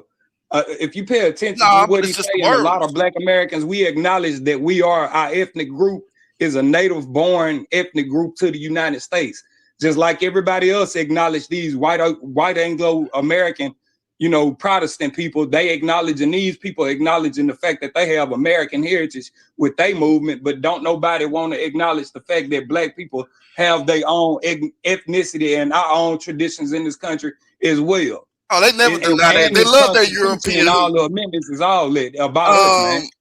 They love their European roots. Let's stop this for a minute. They love their European roots. When you go into their history books, we need to stop this lie. Like they just first thing we learn about is all of Europe, right? We learn about the Romans. We learn about the Greeks. Everybody, indigenous, listen, brother. Indigenous doesn't mean that you are basically, you know.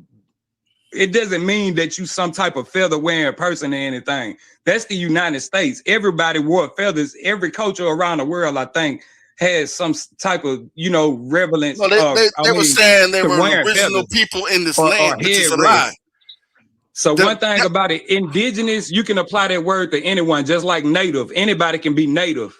Those are facts. Anybody can be native. You're Aboriginal. You saying you're the first person on this land. Black people weren't the first person. Anybody can be. Okay, so with us, actually, by definition, through us being an indigenous group to the United States that was literally born here as an ethnicity, we are Aboriginal to this land. That's a fact. Well, no, a lot of the people that's mixed in with that heritage and this lineage actually was here before you're Aboriginal to the United States, not the land. You were here before the country was founded. Exactly. So, but even when the country, here's the thing: even when the country was founded, we were still slaves, and we still wasn't citizens, right? So it's. You can't say everyone was a slave and all of that because everybody may not slave, but nobody was a citizen. No Black man was a citizen when the United States. That's not true. That's not true. They weren't allowed to be citizens. That's not what are you talking about? You had different regions. You had states weren't even states. Regions and borders and all this shit and state lines and shit wasn't even a thing back then at this point in time that you're referring to. So basically, Black people, the Constitution considers Black people black. If you're talking about Black people, the people that had I gotta pass the mic. Scooby F. I can't even pronounce. Go ahead. Yeah, man. All I'm saying is, man, is that Black people has. That's who was talking. Oh, okay. Okay. You want me to go ahead, bro? Yeah. Go ahead, Charlie. All right. I was just saying, bro. If you refer, if he's referring to the ethnic group that has been here and served in the first military branch that was ever found in the United States, man. Hey, the Union, the United States Army. Those are my ancestors. And there was no African people in the United States before colonization. None. Yeah, that's true. And I agree with that. I agree with that. I can agree with that. But you had some people actually, for me to just say that no Africans were brought here, that's kind of false, man. It was a few that got brought here. I can acknowledge that. I'm not a person that's biased with history. Why do you guys say there are 50 million foundational Black Americans? It's not 50 billion, it's 50 million. It was actually 40, it's like 48, 49 million. There's not 50 million people who identify as a foundational Black Americans. It's what you identify. No, as. your lineage is foundational, but you yourself, your We ethnic don't, but group is the nobody Black knows American. what he's trying to say is that nobody knows that word. Tariq made that word up. I don't honor FBA. It's not official. It's kind of a new thing. I can It's acknowledge not, that as it's not well too. official. And the thing is, it's not as new. It's not going to get past. It's not going to get past our political class. It's not. It's not going to get past our political class. So it's never going to be. That's you, sir. And I'm just saying. We just got past the Democrats. FBA is a hate cult. It's a hate cult. It is a cult, sir. Well, no, some people that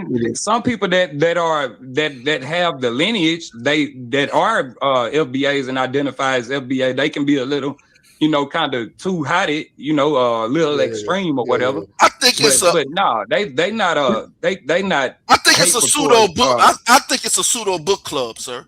Okay, well, yeah. If I could interject, it's not, but you got a lot of intellectual FBAs though. That's extremely like on some delineation type shit. So my bad, bro. Okay. Yeah, if I could interject, that misnomer of an acronym, that 3-letter acronym, is not a lineage. It is not a lineage. Lineage means African American is a misnomer as well.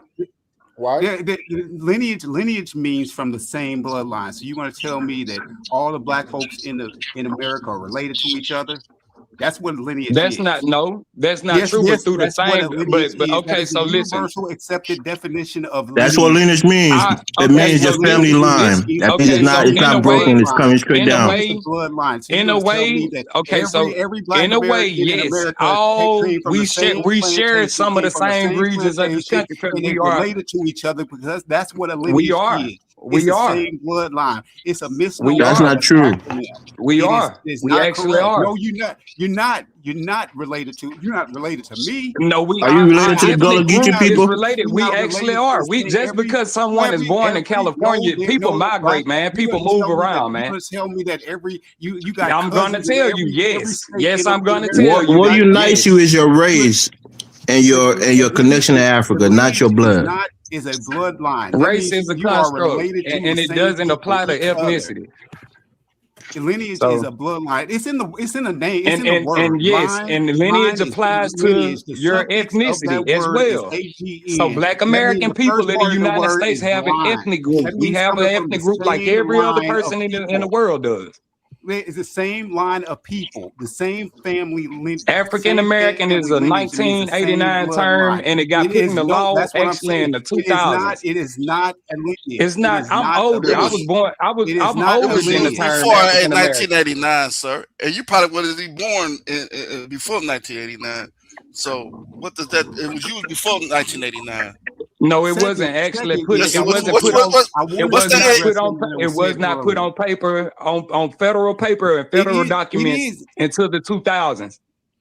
Yeah, it is, but that acronym has been trademarked by Marcus, aka Tariq Nasheed. It's been trademarked. So anybody using that acronym are opening themselves to some legal liability. So I just tell people to be careful of that.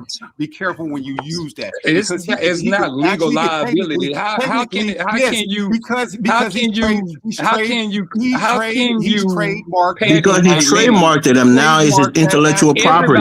You can't just use it all willy-nilly. Africa is trademark. That means he owns that acronym. He owns that. It's his intellectual property. Somebody owns the United. Somebody owns the name of the United States as well. Everything is trademark. Who owns the name of the United States? Can't pull it, man. A T-shirt and sell them. Try to put those letters on a hat. You got to try something different, man. Ain't gonna come. People already. They got flags, man. Yeah, they doing that, and they're open to legal liability. So what's wrong with you, man? It seems like you upset on some outdated Pan-African or because you can't copyright a lineage. The copyright office will tell you can't copyright a lineage or a race. You can't copyright a lineage. You can't. But you really can't. So why did they allow him to copyright it if it's a lineage? Because y'all guys are arguing with the fact that he. That's what I'm trying to tell him. They allowed it because it's not a lineage. He didn't register as an organization. He didn't register as a lineage. That's what you have to understand, brother. Because it's not a got you lineage. guys He angry, can't man. register it as a lineage because it's not a lineage. It's not a No, lineage. you can't Else it wouldn't be register that. copyrighted. 50-some million black folks have a fucking foundational lineage, dog. That's what you missing the fact of. They do No, it's not. Yes, not, we man. do. Yes, Why yes, is yes, the we do. FBA Yes, flag we not? do. Why the red, black, and Yes, the green hell we flag do. is waved in Washington D.C.? Why is not the FBA flag? Why do your government It recognize the doesn't have FBA to be. flag? Most of us have American lineage. All of us are American. My ethnic group the in improper use of the America word is lineage. black. It's I'm a not- black it does man. not My mean people are that. black A people, lineage, like I Negro said, people, a lineage colored is a people, man. bloodline, is a single What are you line talking about? of continuity. That's what a lineage is. It's a single Big words line doesn't of make you right, man. continuity, a single bloodline. So that means that every black person in America is related to There's no every such other black thing person. as a It single wasn't even that way on bloodline. the There's no plantation. such thing as That's a, why you as a all single can't have a bloodline. united lineage. You think You can be Haitians? of the You same think race or all Haitians ethnicity, come but from not the a same lineage. bloodline? Is that what you saying? So you think all Jamaicans come from the same bloodline? But it's not. That's what a lineage. Tariq is saying. The FBA is a lineage, and that would imply that everybody They comes come from the same bloodline. ethnic mixtures, but they don't come from the same bloodlines. So Family tell that to bloodlines. Tariq. That's The FBA not can't be a lineage because No, you everybody need don't to come thi- from the you same need to bloodline. rethink what the fuck You you're just arguing repeated it. about, man. You You trying to just argue right repeated now. You don't even have it's a nothing to lineage. argue It is right now. not a lineage. It is a not a lineage. It's lineage. very much so. We not getting deported. It's not a lineage. I'm not getting deported. My people not getting deported. How isn't it a lineage or an ethnic? It's an ethnicity. Because a lineage means you Black all Americans are an descend. ethnic You group. all What descend don't from a y'all common understand about ancestor, this? and you don't. Right, That's the And point. then you have generic Black Americans like the Caribbeans and the African Americans and etc. Those are generic what does that have to Black do with a Americans. lineage? They're What does that not have to do with a Black lineage? American ethnically. They're racially Black Americans by fucking definition, y'all. If you apply yourself, if you have immigration in your lineage, you you are not a Black American by Why blood. do you hate the word African, sir? You're politically a Black American. I don't Why hate do you Africans. hate? I have actually. Why don't you have like the word African friends. American? Why don't you like I the have word African American? friends. I don't hate black people. I don't have hate black the word friends. No, I'm saying, African why American do is not applied to me in my ethnic group though. How it doesn't? If you fill out an It's application, not. right, It's a for your misnomer. ethnic You group, can't be from no, two continents. if That's you fill out, relatively hold on, brother, That is for Moroccan people. if you fill out an application, people like Obama, man. It's not for people sir, like me. I sir, don't if you come fill from out a job African parents. application right now and they ask for your ethnic group, it's gonna say Black or African American. That's you. And I'll put Black. You Africans immigrate. No, it'll be Black / African Africans and American. Caribbeans should choose other, but they don't. They choose Black and African American, and that's the confusion right there. No, You're it supposed says to Black choose other Because and they're mark what black. the fuck They're you racially are. black, But so you it applies don't to choose them. that. That's why a lot of people getting deported right now. But you guys don't want They to are acknowledge racially that. black, so it applies to them. Bro, it'll be Black / African American. The black is the race, the African American is the ethnicity. Right. No, African American is not our ethnicity. That's wrong. That's don't why like we the word remove the race. It's not your race. Why You're do not you a think different you race than a black African. You had literally damn near 30,000 people go to the Tell the government OMB that. in like 2025 to change that African American shit off of paper and have everybody that's coming here from Africa to ethnically mark what country they come from. Hey, do you have a driver's license? Do you have a driver's license? For everybody.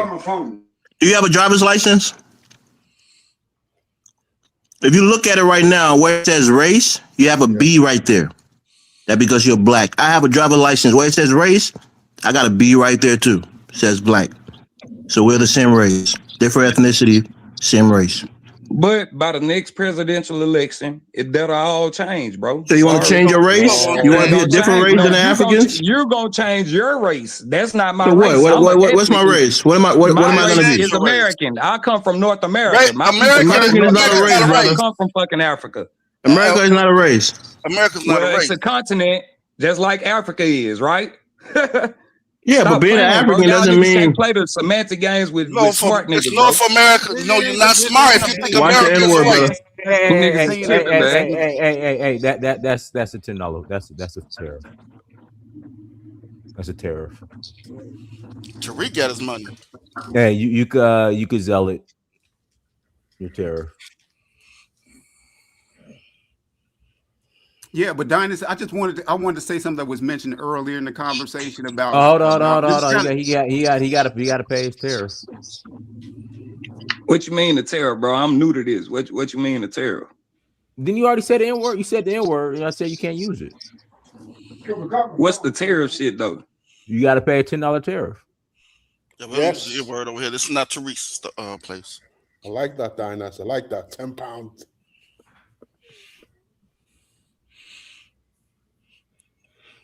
This is not an FBA channel where you talk out willy nilly. Get a bunch of nonsense. Man, if y'all niggas think y'all finna get $10 out of niggas, man, you out y'all fucking mind, man. Y'all niggas All right, sorry, bro. You just man. gotta drop off, Go man. You hustle can't. another way, man.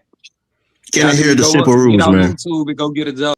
Those are the rules, man. Those are the rules. But anyway, Dynas, I just wanted to address something that was mentioned earlier in the conversation about Dan Godey's IPO coming up. I know it's kind of a little bit off topic. No.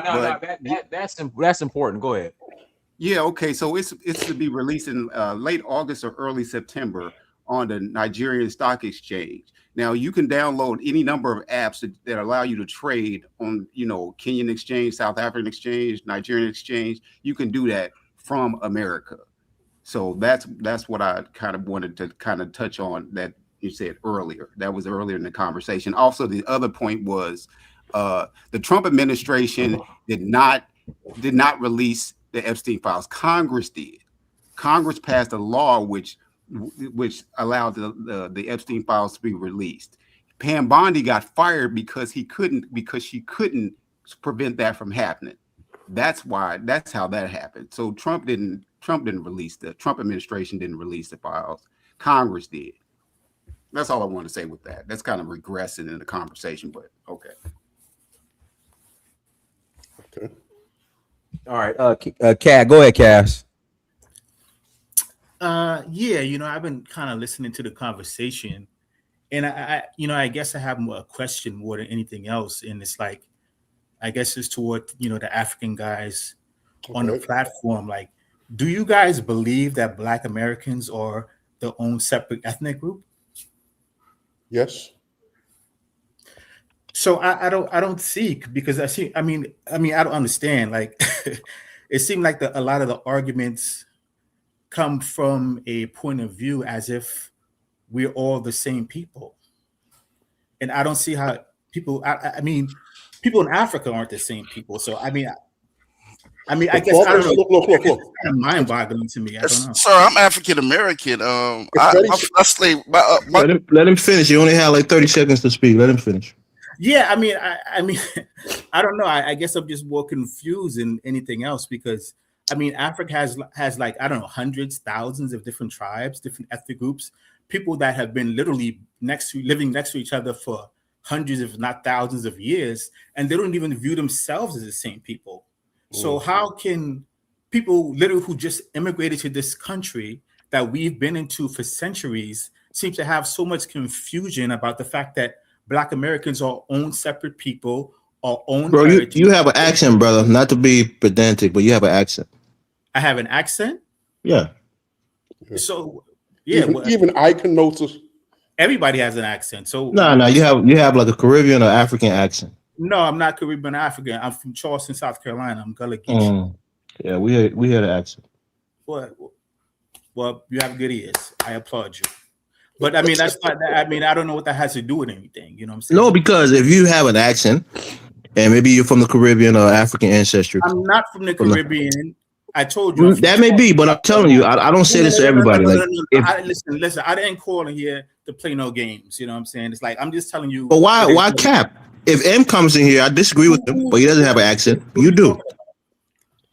I'm telling you, when we hear African Americans like dying as a big black or others speak, we listen to them. They don't have an accent. You do. So why are you saying when you clearly have the accent? Listen, I already told you. I don't know. Maybe y'all play internet games and all this stuff and all that. Internet games. See, that's what I'm saying. You have an accent. Huh? You have an accent, bro. Yeah. Don't hide your identity, bro. You can't fool us. What is my accent?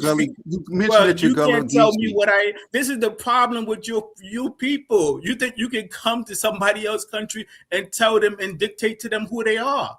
Like nobody wants to go where you guys are from and tell you where you are, what you are.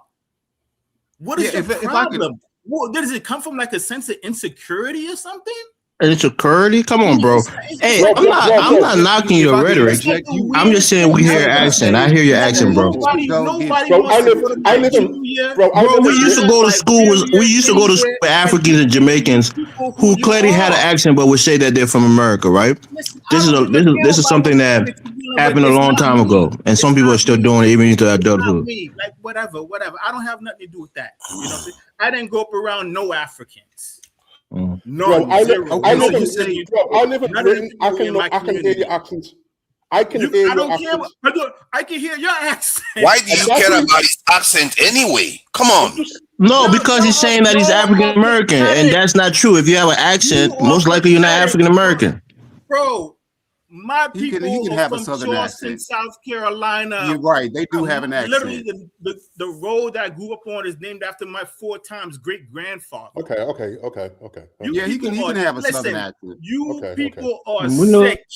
We know southern accents, bro. Well, here's a question for you though. You say have an identity crisis. You say because this is not no disrespect disrespect to your heritage. No disrespect to your heritage. But you say this to Gullah Geechee. The Gullah Geechee recognize their African ancestry. America, and because you don't fit in back home because you're not from the culture your parents come from, and you don't fit in here because you have no lineage and no heritage here. What are you talking about? The moment they were saying you are not African American. Identity What are you talking about? Problem. Hold on. Do you believe you have a racial identity?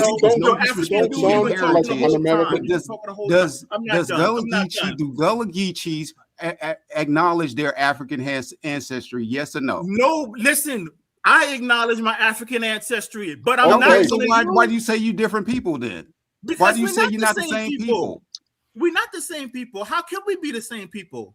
That if that's where you come from, you wouldn't be. I hear that Caribbean accent. If it wasn't how for that. could we be the same people? Is it Igbo the same person? Is it Igbo the same people as a Yoruba?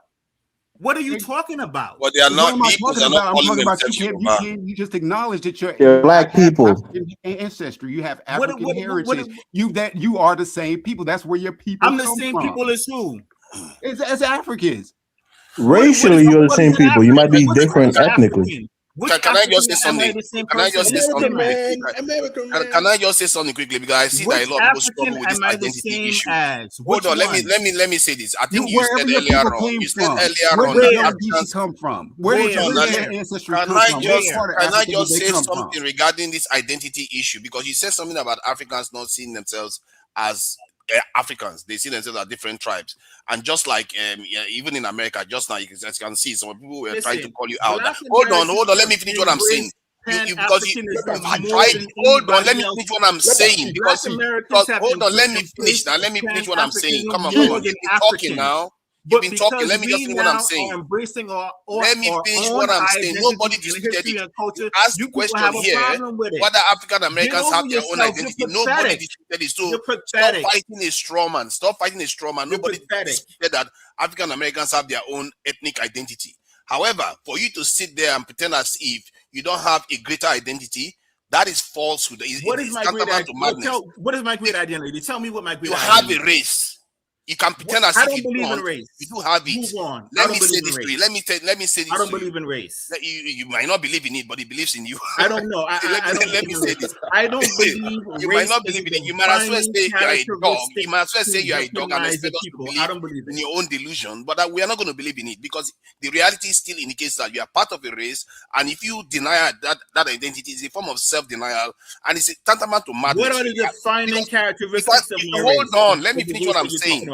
Let me finish what I'm saying because I've had a lot of people say this stuff all the time. Oh, we are different from this. Even children born of the same parents are different from each other, sometimes to deadly consequences. That doesn't mean they are not relatives. Don't pretend as if you are not black and that identity doesn't exist. There's no one in my family that is Igbo. There's no one in my family. It doesn't have to be. It doesn't. You get it. Listen, again, you are trying to tell me about my family. No. I'm not saying you are not your family. I mean, anybody say that action, bro? I mean, come on, man. It's so obvious. Come on. You have a mental issue. If you cannot understand that you have multiple identities, You are a father. You No, are a you daughter. have You are a multiple son. identities and Hold many on. personalities. No, I have people, one identity. I know what I people am. have One multiple identity. Come on, man. The dude he's a Caribbean, man. You can't tell me The what only I am. identity he's struggling to navigate is his racial identity. You don't have a problem being from South Carolina or wherever you say you are from. You don't have a problem being an American. You don't have No, a problem it's not being wherever I say I'm a from. worker. It's where I am from. It's where my mother and father are from. My grandparents are from. My great grandparents. My great grandparents. And you don't my have any great problem great with that. great grandparents. That is just one grandparents are aspect of from. your We ain't identity. action, bro. What are you Do talking you about? understand that that's Hear just whatever one aspect accent of you your want. identity? You're American. You are American. Huh? It's Okay, just do one you aspect of your American. identity. not Yes, Are I you know I am American? that your American. Gullah Listen, Geechee I'm not traces back calling to it West Africa? to be confirmed by you people. I'm So not you're calling Okay, it. I know what are I you am. Are you American? I know what I Is am. this Passport King disguising his Which voice a little country in bit? Africa does your ancestry come from? Which What's that? country? Sierra Leone, Liberia? What country in West Africa? There's no disrespect. Just trying to understand. You said you Gullah Geechee. Gullah Geechees Yeah, recognize, the Gullah acknowledge their African ancestry, but yet you say you're not African. in Liberia we have two ethnic groups called the Gola and the Gisi. Right? They're well known for planting rice. They're rice cultivators. What do you You mean know. the concept of race? Biologically, the concept of race may not be a lie, but politically, it's a fact. Pretending as if it doesn't exist will lead you to deadly consequences. Race is a political reality. If you pretend as if it doesn't exist, then you might as well be living in cloud cuckoo land. So I don't know why people just fight with the identity all the time. Where are you from? I'm a Nigerian and an African at the same time, and a black person at the same time. What tribe you can are you have from? multiple Hey, identities. Dinus, you got to put the link out. Brandon's trying to come up. I don't know why people you do that all the time. You navigate multiple identity every day without any issue. But somehow, Hey, 1 second, please. Hey, Mari Shah, can you post the link? Yo, I don't know why people do that. It's just weird, really. Take a breath, Tell man. me the political. You said race is a No, it's political. a bit annoying. People You do say this a lot. race is a political reality. Explain to me how race is some type of political reality. See, you can't even pronounce the word political correct, man. You have an accent. You're Caribbean, bro. Come on. Whatever. You can say whatever you want. That don't change South nothing. Carolina. Hey, but This might be Passport King. hold on, guy, hold on. It's Dinus talking. It's Dinus talking. Hey, Cass. Hey, Cass. I'm talking. The host is talking. The host is talking. The host is talking. Hey, Cass. I was gonna say, if you're Gullah Geechee, you gotta come to Sierra Leone with me. Right. Listen, I don't have no problem with going for visiting nowhere, but I still am what I am. Well, you are. I'm not challenging. I'm just saying, if you're Gullah Geechee, you got to come to Sierra Leone with me. No, I don't. That's the thing. No, I don't have to. I don't gotta do nothing. That's what I'm saying. Would you want to learn about your heritage and your ancestry, where you come from? You're fake Gullah Geechee. But no. What you have The dude's a Caribbean, man. He's Passport Bro's nephew. With your blood clot or ass clot or bomber clot. You're Caribbean. You don't know. Your blood clot or ass clot. You're Caribbean, boy. All right, guys. Let me pass the mic to Pharaoh. To my pastor to Brandon. Go ahead, Pharaoh. You good? Go ahead, Pharaoh. Yeah, peace. Can you hear me? Yeah. Yeah. I wanted to respond to the guy because I know he was talking about me when he said when he mentioned the word Africa. I've been studying this subject for a long time, and I'm gonna take it a step further and debate it with some of the top authorities. But this guy when he said because I'm all about the truth when it comes to this subject. Okay, I'm not down with with the majority of mainstream point of view. But he is wrong when he said that Africa, Scipio Africanus got the name because he conquered Africa. When he said Scipio Africanus got the name from the continent, no, that is entirely wrong. Okay, and for you to say that, you're actually saying that the Romans. Sir, he had a whole nother name before that. He had a whole nother name before that. Did you know that? He had a whole name. Yeah. I'm gonna get to that. To say that is to say that the Romans had some type of honor to the Africans, and no, they didn't. They had no respect for the people in Carthage. They had no respect for their enemies like that to name the continent after its indigenous name. So, but what he failed to realize is that the continent, it had a name before it was called Africa. It was called Libya. Okay. And Scipio, Publius Scipio, he got the name Africanus before the continent got the name Africanus. He was called Africanus. Then after him, the continent got the name of Africanus. And out of disrespect, they took away the name Libya. So how did he get the name Africanus? Africanus. How did he get the name Africanus? Because you said he got the name Africanus. So that inquires that means that he had a name before that. It was a title. It was an honorific title, meaning like the conqueror of Africa.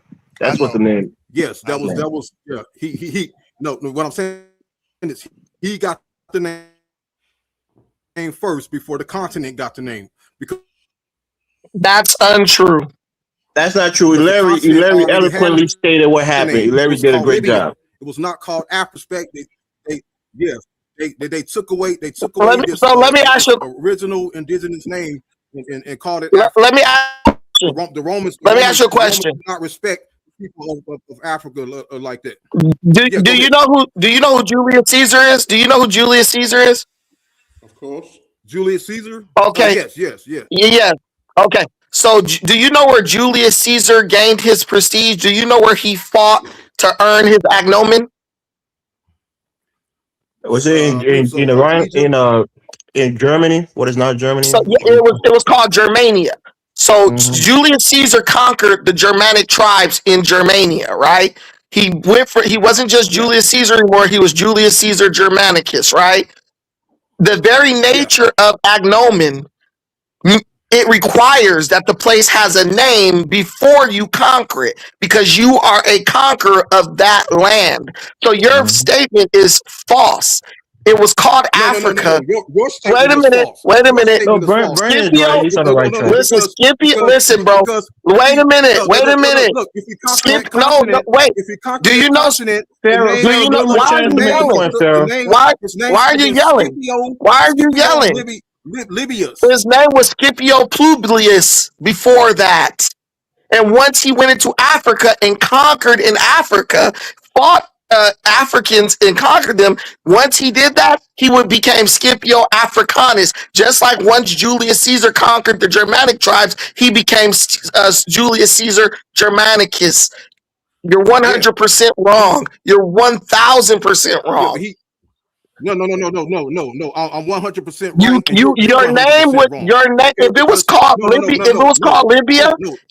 Libya, they would have called him Scipio Publius Libius or whatever. You literally took the agnomen from the name of the land that you conquered. So the land had to have that name before you conquered it.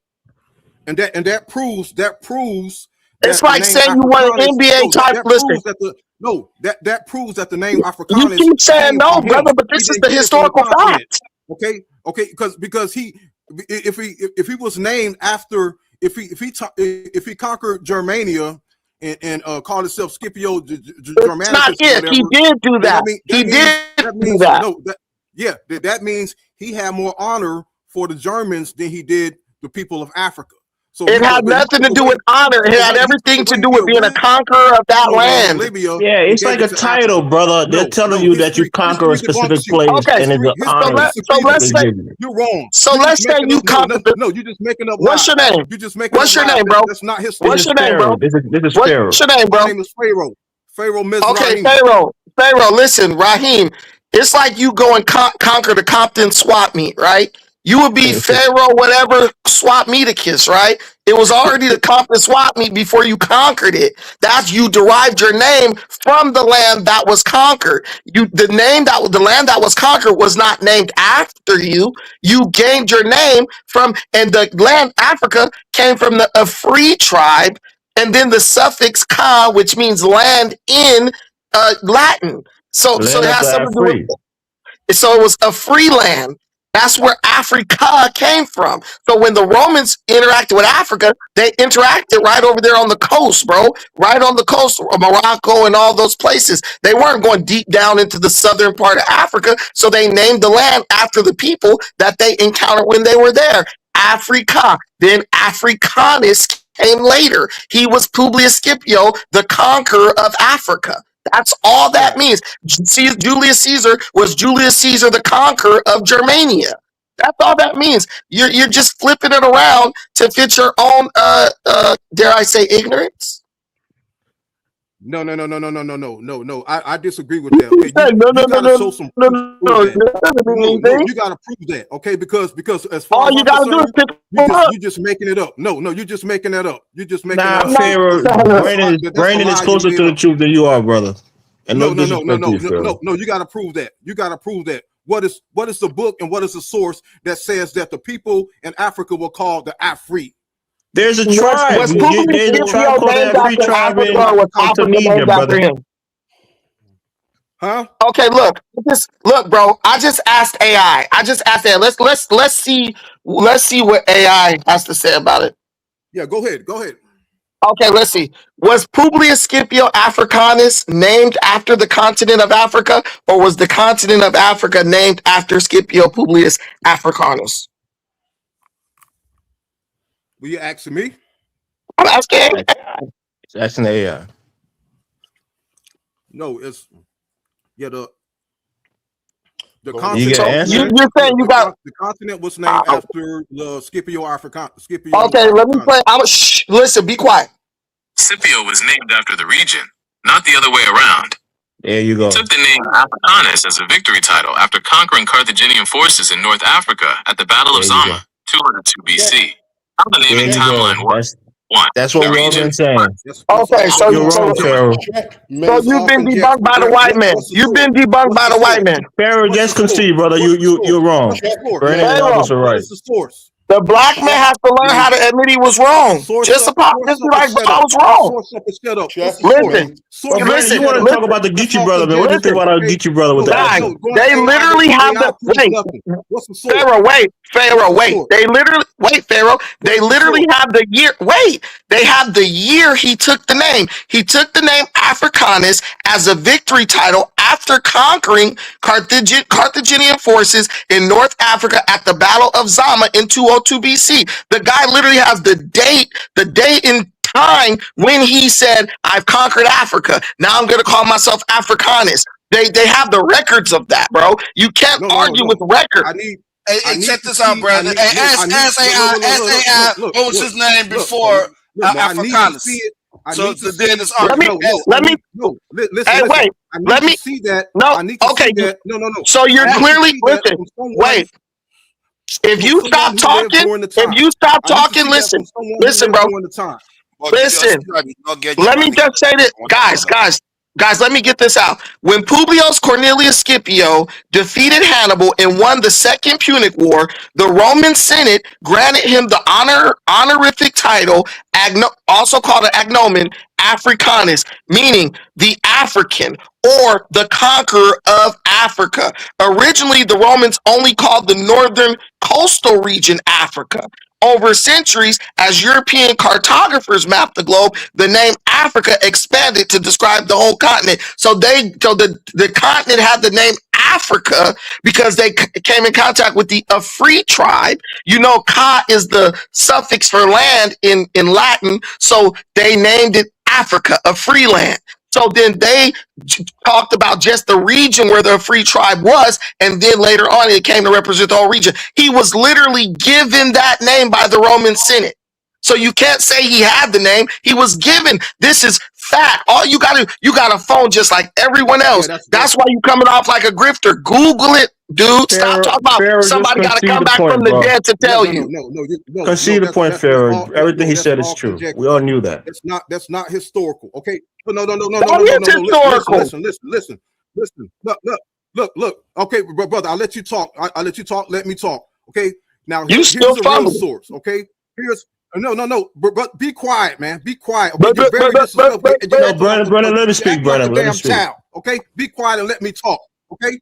Look. Okay. Now here's a real source. Okay. It's coming from the historian named Seleucus. Have you ever heard of Seleucus?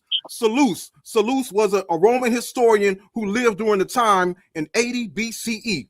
And in his book titled The War with Jugurtha, okay, book chapter 18, he says the original people of Africa were known as Libyans and Gutilians.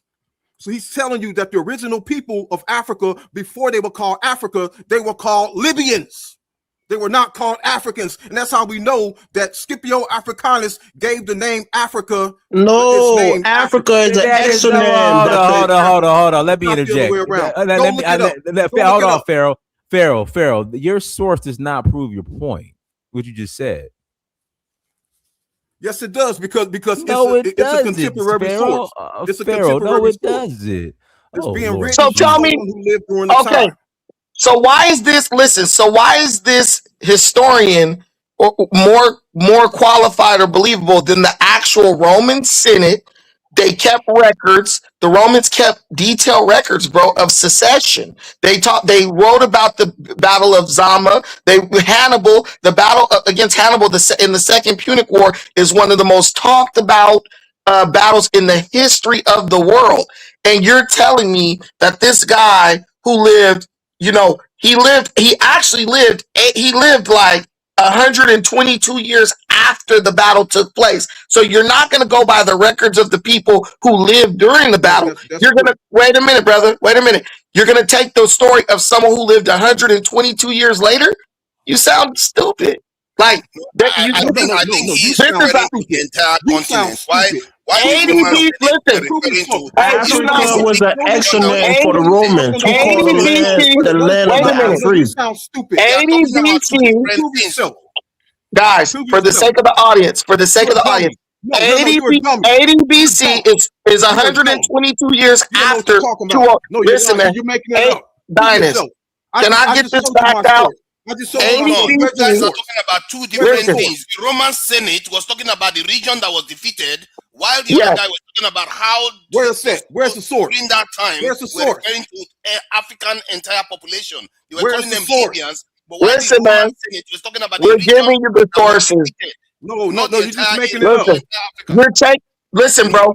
Listen, this is it. Listen, I quoted the source word for word. Okay? What you're doing, Pharaoh.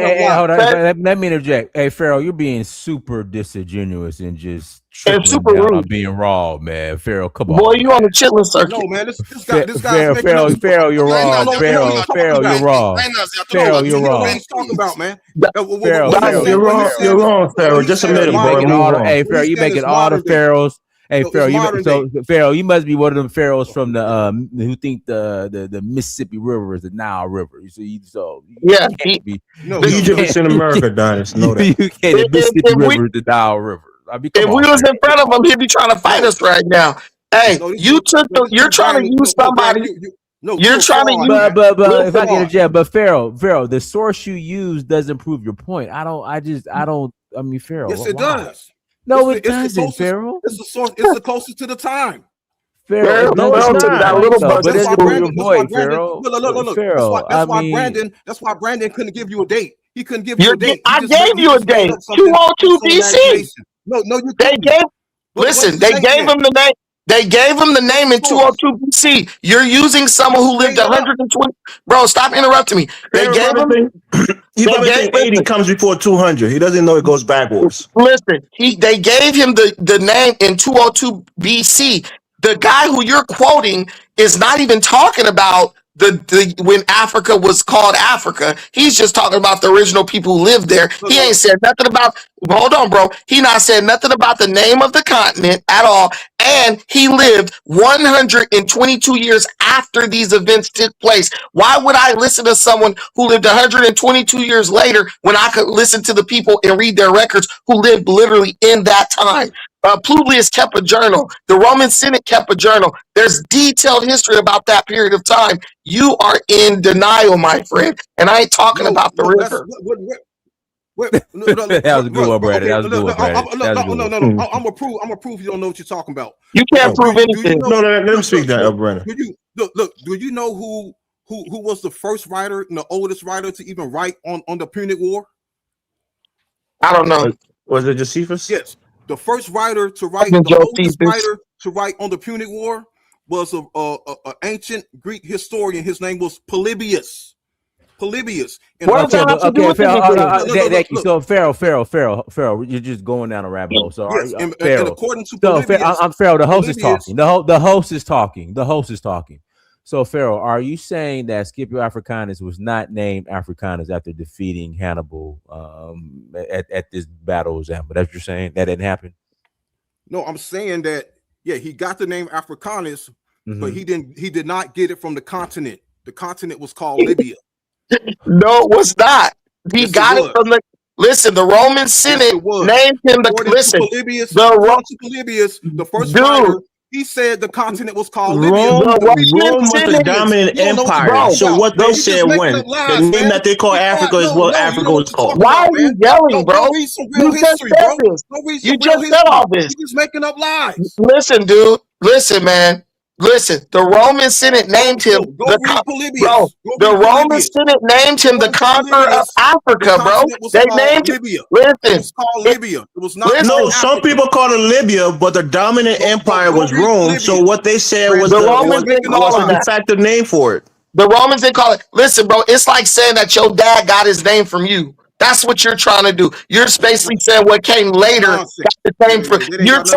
You're saying what came before got his name for something that came after. That's not possible. He got his name because Africa was the name of the land that he Go read conquered. some real history, bro. You Hey, don't know what Donis, you're this talking guy's about. he's Go read trolling. some real He's history. trolling at this Stop point. You're insulting our trolling. intelligence. You're trolling, Go bro. learn some ancient Greek. Learn some ancient You language. don't know and read some ancient real Greek. history. You don't know what You you're don't talking know about. ancient You don't know Greek. what you're talking about. You don't know ancient You're lying Greek. to the Pharaoh, people. you got to take the L, brother. It's not a big deal. You live to fight another day, man. Go read Polybius. Go read Polybius. Africa was not named after Publius You go Africanus. read. It's the You other way go around. say. I'll go read. Listen, let's make a deal. Let's make a deal. Listen, I'll make a deal with you. I'll go read Polybius if you go read Hooked on Phonics. That's the best you got. The guy is That's the best actually you got. correct. I don't know This what guy's trolling, bro. the guy that is saying that they are Libyans is actually correct. I don't know what anybody even bothered to check. The Romans were referring to a specific area in Africa, while the general designation of that region, some people refer to them as this is Libyans, others to Ethiopians. So technically, he is correct, and both sides are correct to an extent. No, he's not correct. To Najee, okay, listen. Wait. Okay, guys, I already got this pulled up. Guys, I already got this pulled. Wait a minute, Dinus, for the sake of facts, I already got this pulled up. You're a novice, okay? You are a novice. Dinus, I already have. If I'm a novice, let me say what I say.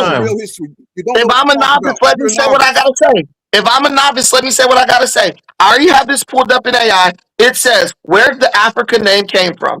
Long before Scipio fought there, the Romans used the word Africa to refer to the land territory controlled by Carthage, roughly modern-day Tunisia and coastal Libya.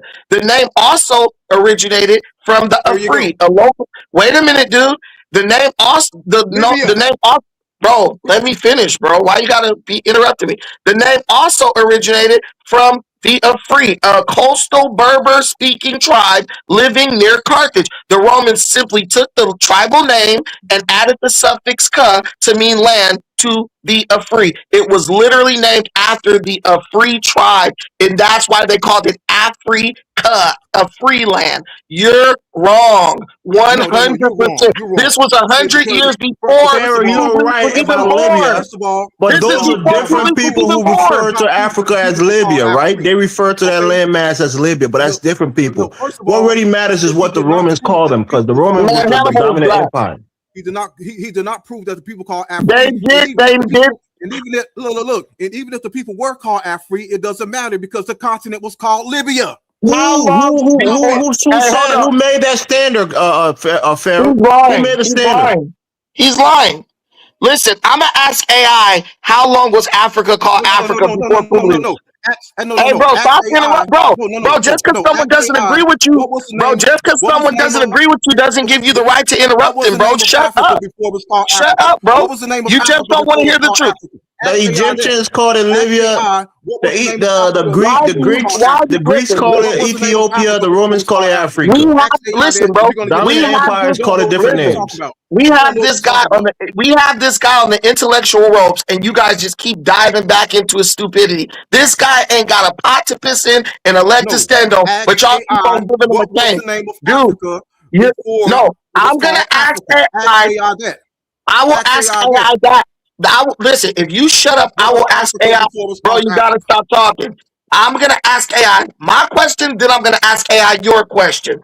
How long before Publius Scipio Africanus was born was the continent of Africa called Africa?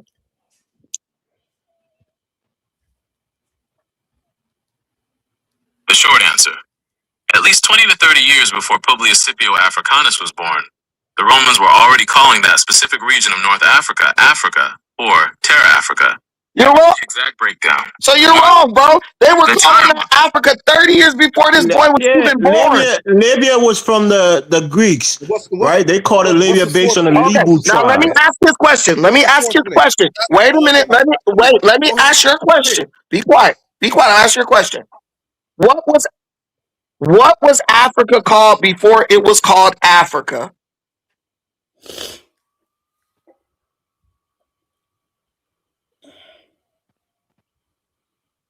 There is no single ancient, universally accepted name for the entire continent of Africa. In ancient times, vast geographical masses were rarely referred to by a single unified name by their inhabitants. Instead, distinct regions, kingdoms, and civilizations had their own specific names. The names historically used to describe the land and how the continent's naming evolved include 1. Indigenous and regional names.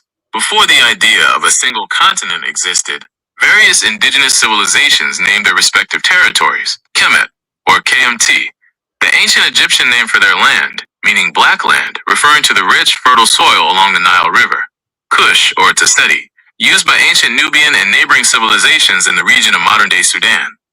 Punt, referred to by ancient Egyptians as a legendary trading land, likely located around modern-day Somalia, Djibouti, and Eritrea, Al-Kebulin, frequently cited in popular history and Afrocentric scholarship as an ancient native name for the landmass.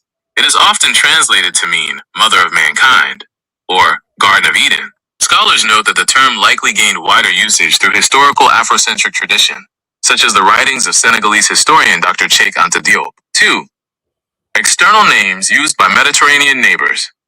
Nearby Mediterranean civilizations called parts or all of the landmass by different terms. Origin, name used. Okay, so you're an idiot. There's no. It didn't answer the question. It didn't yes, answer the question. Yes, it did. It told you. What was it called? What was it called before? Ask the AI, Brandon, ask the AI who called Africa Libya. It will tell you what the Greeks. We already know it was the Greeks. Look, Kemet, it was called Kemet, Kush, Punt, and Al-Bulan. The only people who called it Libya were the Greeks specifically. Egypt was called Kemet and Kush. The whole continent. Listen, the bro. whole continent was not called Kemet. The Greeks called the name Libya became obsolete when the Greece Empire fell and the Roman Empire took over. They had the name right. Elvis, wait a minute. We're gonna ask AI a question. We're gonna ask what did the Greeks. We're gonna call. If you stop talking, we're gonna ask what did the Greeks. We're gonna ask the Greeks. We're gonna ask what did the Greeks call Africa, and what was it? What was the region that it referred to? What did the Greeks call Africa, and what region of Africa did it refer to? Yeah. It's gonna lie like you. Hold on, here it comes. The ancient Greeks primarily used two names to describe the landmass south of the Mediterranean, Libya and Ethiopia. 1. Libya, lambda iota beta acute upsilon eta / Libby, the region it referred to. Originally, Libya referred specifically to North Africa west of the Nile River, excluding Egypt. Over time, as Greek geographical understanding expanded, the term came to designate the entire continent as far south as they knew it existed. Origins. Name comes from the Libu, or Rebu, a coalition of Berber tribes who inhabited the coastal region west of Egypt, modern-day eastern Libya and northwestern Egypt. Ancient Greek historians like Herodotus treated Libya as one of the 3 known continents of the world, alongside Europe and Asia. 2. Ethiopia, Alpha Iota Theta Iota Map, RMO Pi Acute Iota Alpha, / Ethiopia, the region it referred to, the vast regions south of the Sahara Desert and south of Egypt, encompassing modern-day Sudan, South Sudan, Ethiopia, Eritrea, and the Horn of Africa. Origins, derived from the Greek words aetho, I burn, and ops, face, translating roughly to land of the burnt-faced people. In Greek literature, including Homer's Iliad and Odyssey, it was used as a broad geographic and ethnographic term. You can cut it short. So the point. So here's the point that is proved. The Greeks called Africa Libya, which we already knew that. That name also derived from an African tribe. The Romans called Africa Africa, but that name too derived from an African tribe. So Africa, the name did not originate with white folks at all. It just told you. It just told you. So your whole life is a lie up until this moment. You need to make a new life. You've been living a lie all your life. You might as well go jump off something. I mean, let's not do that, man. We don't got to argue with each other. The point is totally wrong. I agree with you. He's wrong, Brandon. But let's listen. His whole premise, Pharaoh. Listen, Pharaoh. Their whole premise is that Africa was named after a white man. AI has already debunked you. I have debunked you. So that is historically inaccurate. What you're saying is historically inaccurate. All you did was made up facts. The term Africa originated with a Berber tribe. Yeah, look, dude, whatever. You could say whatever you want. Clearly, you don't know how AI works. AI examines all the sources. Listen, bro. You lost. You're wrong. Dinus, can I have my turn now? Nah, Pharaoh, you got to take the L, man. Brandon was right. You lost, dude. Hey, can I have my turn now? No, you're a dummy. You're a dummy. Okay, cool, man. That's cool, man. That's cool. Pharaoh, pass the mic, brother. It's cool. Books, bro. Go hit the history books. You don't know what you're talking about.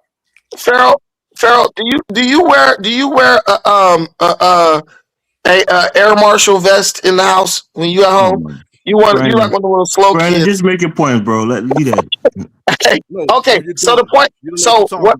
Listen. So before I start talking to ignorant to this dude, this stuff is all just a con, right? This whole thing, thing. Just admit it, bro. Libya was called the Africa was called Libya before it was called Africa. That's all you gotta say, man. Yeah, by an absolute empire that fell. The Greeks fell, the Romans came in, and they were the dominant empire. So that's all that matters. Okay, let me finish. Either way, the whole point he's making is that Africa was named after a white man. We've already debunked that. So now he's trying to move the goalpost to something else, but we're not dumb, bro. We know that you've been hanging on that for years, and now it's been debunked. Africa didn't come from no white guy.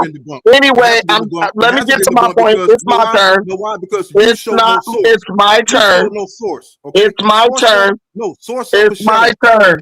It's my turn. It's my turn. It's my turn. All right, it's my turn. No, everything you said was based on imagination. Pharaoh, you gotta let him speak, brother. Let's not do that. So the whole Indian stuff, right? It's really just a scam, right? And what people don't understand and what they don't grasp is when you look at the people who push this nonsense, they operate the same exact way as a scam artist, right?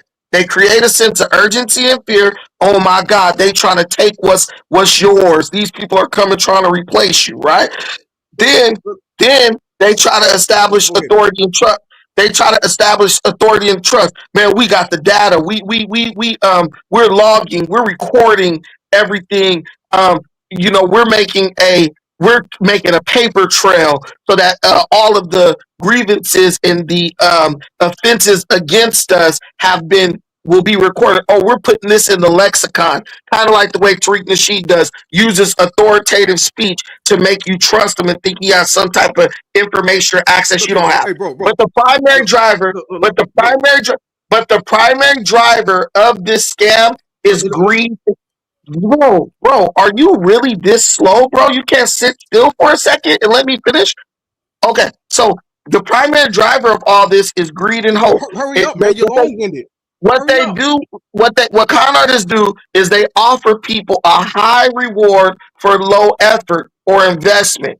that plays into people's financial distress. So when you look at the Indians and stuff and the FBAs and stuff, what is the hope that what are they, how are they preying on greed, and what is the hope they're offering? Well, look, if you call yourself FBA, if you call yourself Indian, you will receive a large payout from the American government for virtually doing nothing at all. So they know a lot of black folks don't got money. A lot of black folks are bad with money. A lot of black folks don't have like good retirement programs, all that plans and stuff like that. So they just prey on that. This, when you look at the forensics of this situation, it breaks down to it breaks down just like any other con game. Yes. Okay, Promising you stuff they can never deliver, making you believe that they have access to information you don't have, and basically telling you it's low risk, high reward. What do you got to do? Just keep getting on the internet screaming at you, FBA. What are you going to gain? You're going to gain $15 trillion from the American government. It will always work. It's a numbers game, right? It's a numbers game. If you go out and you reach 100,000 people, right? Even if you get like 1% of those people, you still got 100 people. So they're going to fail more than they're going to succeed. But even with the little success they have, it's going to generate a lot of revenue for them. The people getting scammed are never going to actually see anything. It's the same thing Dane Calloway doing. It's the same thing Tariq Nasheed is doing. It's the same thing Umar Johnson is doing. They are literally just playing a con artist numbers game. And if they talk to 100 people and they get one person, they win, because every one person represents thousands of dollars that they're going to bring in. And if they get 10 people, they can make $100,000 in a year off of just those people getting scammed and getting conned. So there's nothing benefiting them from being FBA or Indian. And let me just say this last point. Ask any of these people what they have gained. Ask Pharaoh, what has his newfound identity gained him in the last 5 to 10 years he's been believing in it and been running his mouth about it? And the answer will be absolutely nothing. Okay. Now. Okay, now. No. You go to speech therapy class. Hold on, brother. We can. You sounding like an engine that won't start. Hold on, brother. I just let you talk for like minutes, bro. Look, bleep, that's all, folks. No. Look, listen. We can put an end to this right now. Okay. Now, according to Herodotus, here we go. The continent, according to Herodotus in 450 spell BC. Herodotus. Spell it. Herodotus. HRO. No, Pharaoh, don't fall into the trap, bro. Brandon, stop doing that, man. Trying to read it off the paper, still can spell it. I let you talk, man. I let you talk, man. I'm being like you. I'm acting ignorant, like how you acting. Brandon, come on, man. Show him some grace, man. Come on, man. Bro, stop acting like a kid, man. Act like a man, bro. We grown man up here. Okay, now. Okay, a man tell the truth. We can put an end to this right now. Okay, now my claim is Herodotus was the first to give the continent the name Libya, and he lived in 450 BCE. So if you're saying that the continent was called Africa before it was called Libya, or was never called Libya, then I want to see a source from you dated before 450 BCE saying that the continent was called Africa. It never said it wasn't called Libya. It was called Libya, but the Greeks, the Greek Empire fell. And as such, the new empire gave it its name. So if you, even the name Libya came from an African Berber. There you go. I'm done. You lost, man. You don't know. Okay, are you done? If you're done, that's not what the argument was about, Pharaoh. You said that the name Africa came from Afrikaners, when in fact Afrikaners got its name from Africa. That was the whole argument. You lost. No. No, I asked you to show me. No. You just lied. I realized something about you. When you lie, you stutter. You couldn't show it, and you agreed with me, so you lost. I didn't agree with you. Yeah. Listen, whatever you want to tell yourself. Whatever you want to tell yourself, buddy. Bro, you got checkmated. He checkmated you. Yeah. Hey, brother, I want to ask you. Are you from Liverpool? You got a Scouse accent. You would be my bitch right now. Yes, I got you. You from Liverpool? Yeah, I like you, and I heard that Scouse accent. I heard you on another show the other day. Dude, I was like the booty warrior on you in this debate. You got cooked, bro. So you got some sugar in your tank. Pause, man. You talking about a bunch of sugar in your tank, huh? You got some sugar too now. Hey, that's why they call it. That's why they call him Bucci Bear, man. You know. Yeah, Bucci You got Bear. some sugar in your tank now Yeah, too. get out of here, faggot. You a Come on, faggot. man. Relax, man. Brandon, chill out, man. You a This faggot, bro. dude got man. He got. I know you mad because you lost. You grown man, man. You acting like a stupid little boy. That's what you is, This man. man You a is dumb, so stupid angry. little boy. Just You take grown your man up L, here. son. I sent You a you, whole, son.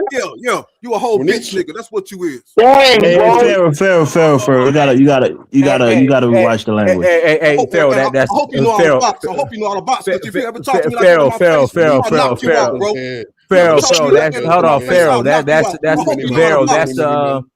Pharaoh. That's a tariff. That's a Hey, tariff. but you rage baited him, Brandon. That's unfair, man. Pharaoh, I'm gonna go walking in the moonlight with hold you. on. This the host talking. No, this dude a punk, man. Pharaoh, He's a sissy, man. a tariff. That's a You want to hold my hand? That's a tariff. Yeah. That's a tariff. You gotta pay your tariff. I'm out of here, man. Fuck this dude, man. He a faggot.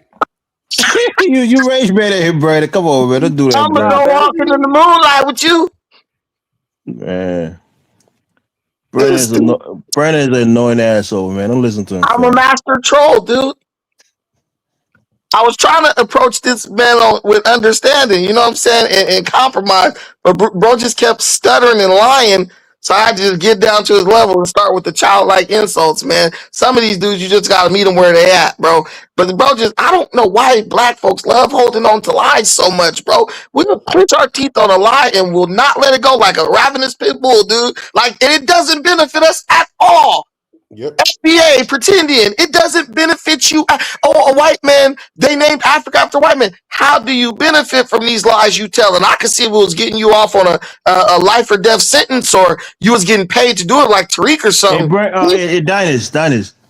Let me pay Pharaoh's tax real quick, man. You gotta hold on. You gotta do it via Zelle, Elvis.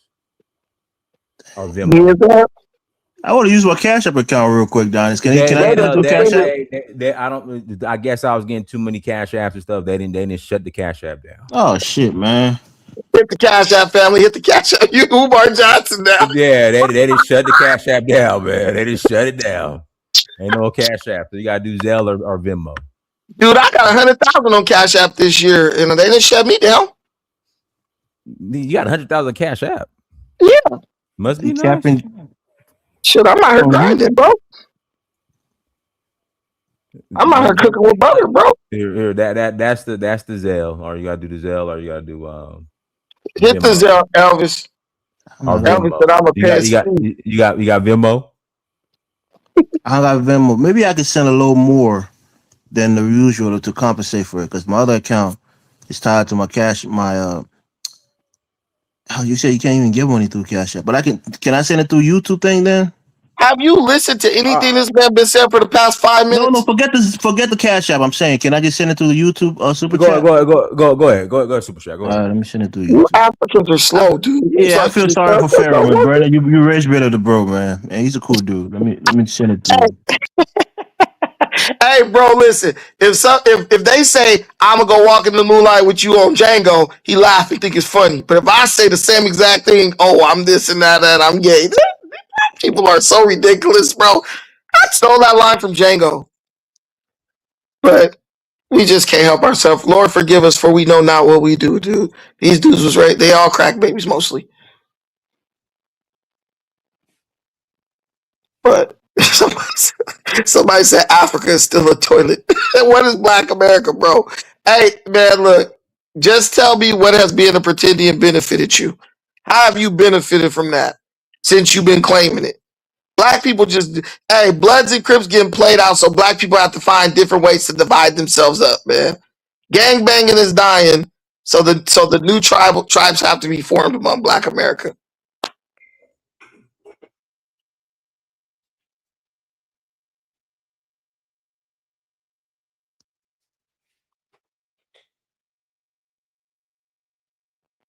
Hello? Are we still on? Yeah, we're still on. What? Everybody ran out of stuff to say. These people only want to talk when they interrupting somebody. I realize that if you ain't talking, they quiet as hell.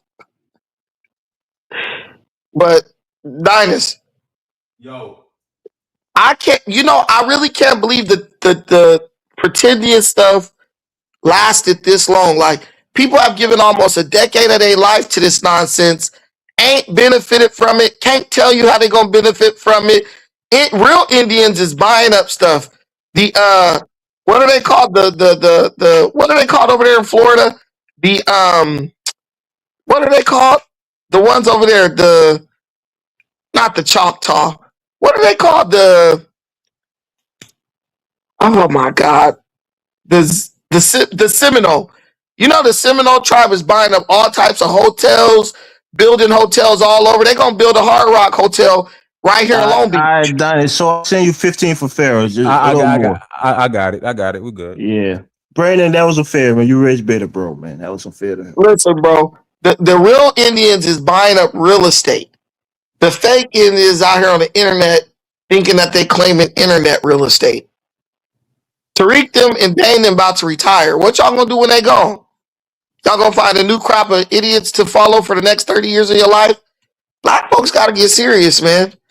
We just a bunch of political chumps, just like Malcolm X said. Whatever battery somebody put in our back, we gonna just go out here and spread they damn message. I was wondering if you heard the other brother that was talking that said he's Gullah Geechee, but he has a Caribbean accent. You know, I don't. Maybe I'll be unfair to people when I hear that accent. I don't know. Those Gullah Geechee people do have like a somewhat Caribbean accent. Yeah, I haven't heard him speak. We know Kwame Brown, we know Michael Jordan, they're Gullah Geechees, but I don't hear that accent. Somebody said it's about the truth.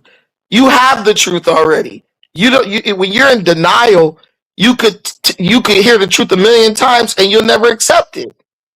You really think your ass is an Indian, but don't do no part of Indian culture. None. Bro, they have the Native American Festival down here in Long Beach every year, Dinus. Go down there. It ain't a single black person. And Long Beach is one of the blackest cities in California. There is not a single black person down there.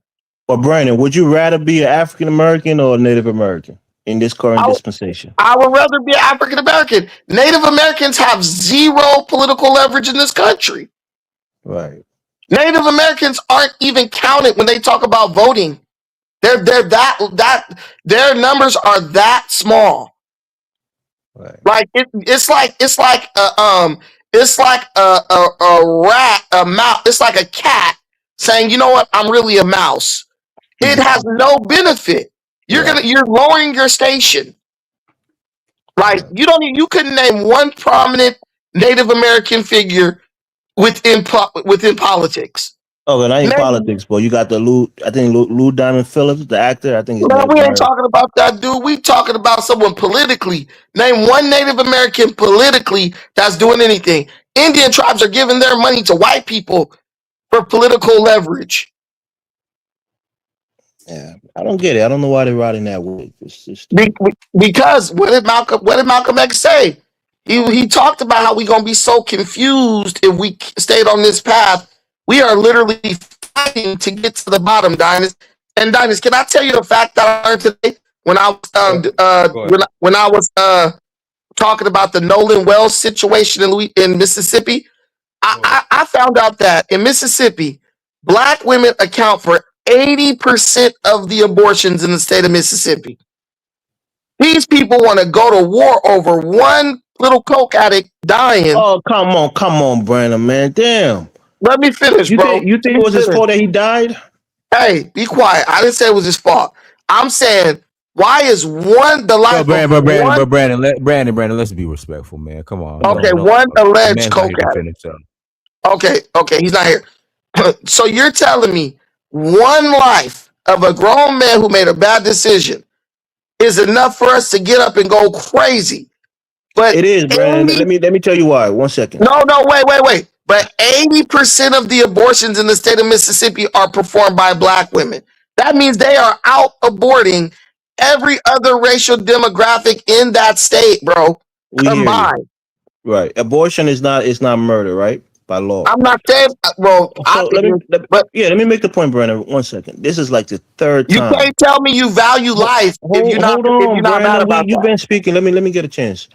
We've seen, I think this is the third time where we've seen a black kid with some white. Even it happened to a Liberian kid who in North Dakota went on a swimming trip to the beach with his white friends, and they let him drown. And they were all strong swimmers, and they didn't go to help him, and he drowned. So it's the pattern of black kids being friends with a lot of white kids, and some suspicious situation happened. The black kid is the only person that died in the group. This man is not a kid. This is a grown man who made the decision to go to that island with the white folks. Black people being with white people, they die mysteriously. Bro, I live around a bunch of white folks. Hold on, that black woman who had a sleepover with her white co-worker friends. They said she fell off a balcony and she died suspiciously. So it's been happening, Brandon. I live around a bunch of white folks. If they say, and I live 2 blocks from the beach, if they say, Brandon, let's go out in the water tonight and go skinny dip, I'm not going. At a certain point, there has to be some personal accountability, situational awareness. When I look at situations like Nolan Wells, the brother lacks situational awareness. And us getting up, going crazy, going off, ain't going to bring him back. What we can do, though, is stop the assassination of hundreds of thousands of black fetuses in that very state. You cannot you cannot honestly tell me you value the life of Nolan Wells, but you don't value the life of all those innocent babies. Is the life of a zygote worth more than a 28-year or 27-year-old man? Yes, it is. Yes, it is. Okay, see? That's a fully living, breathing. Because we don't know what that zygote could become. But a zygote is not forming to a human being yet. That man you was don't a know human what being. you're talking about. A zygote is a human being at the early stages of development. As a human being, do you need your mother for you to breathe, Brandon? Yes, you do. No, you don't. Yeah, when you're in the womb. You're an independent human being that breathes and lives on his own. You're not attached to another human being. So what you're saying, Elvis, is that when the baby is in the womb, it's a different species. No, a baby is a baby. What you're saying. Hold on. A baby is a human being when it's birthed out of his mother's. Didn't you? And you get listen, Brandon. Come on, bro. Let's not do that. You get a social security card. You get a name because you're not detached from your mother. If you live in your mother and your mother's die, you die, right? Bro, that's what I'm saying. You're attached to another person. Elvis, if a human being is an independent person. If I attack a pregnant lady and she loses her baby due to the attack, I will be charged with murder. That is a fact. That's a law, but what is a human being? That's the law is based on reality, Elvis. When does a baby get a social security number?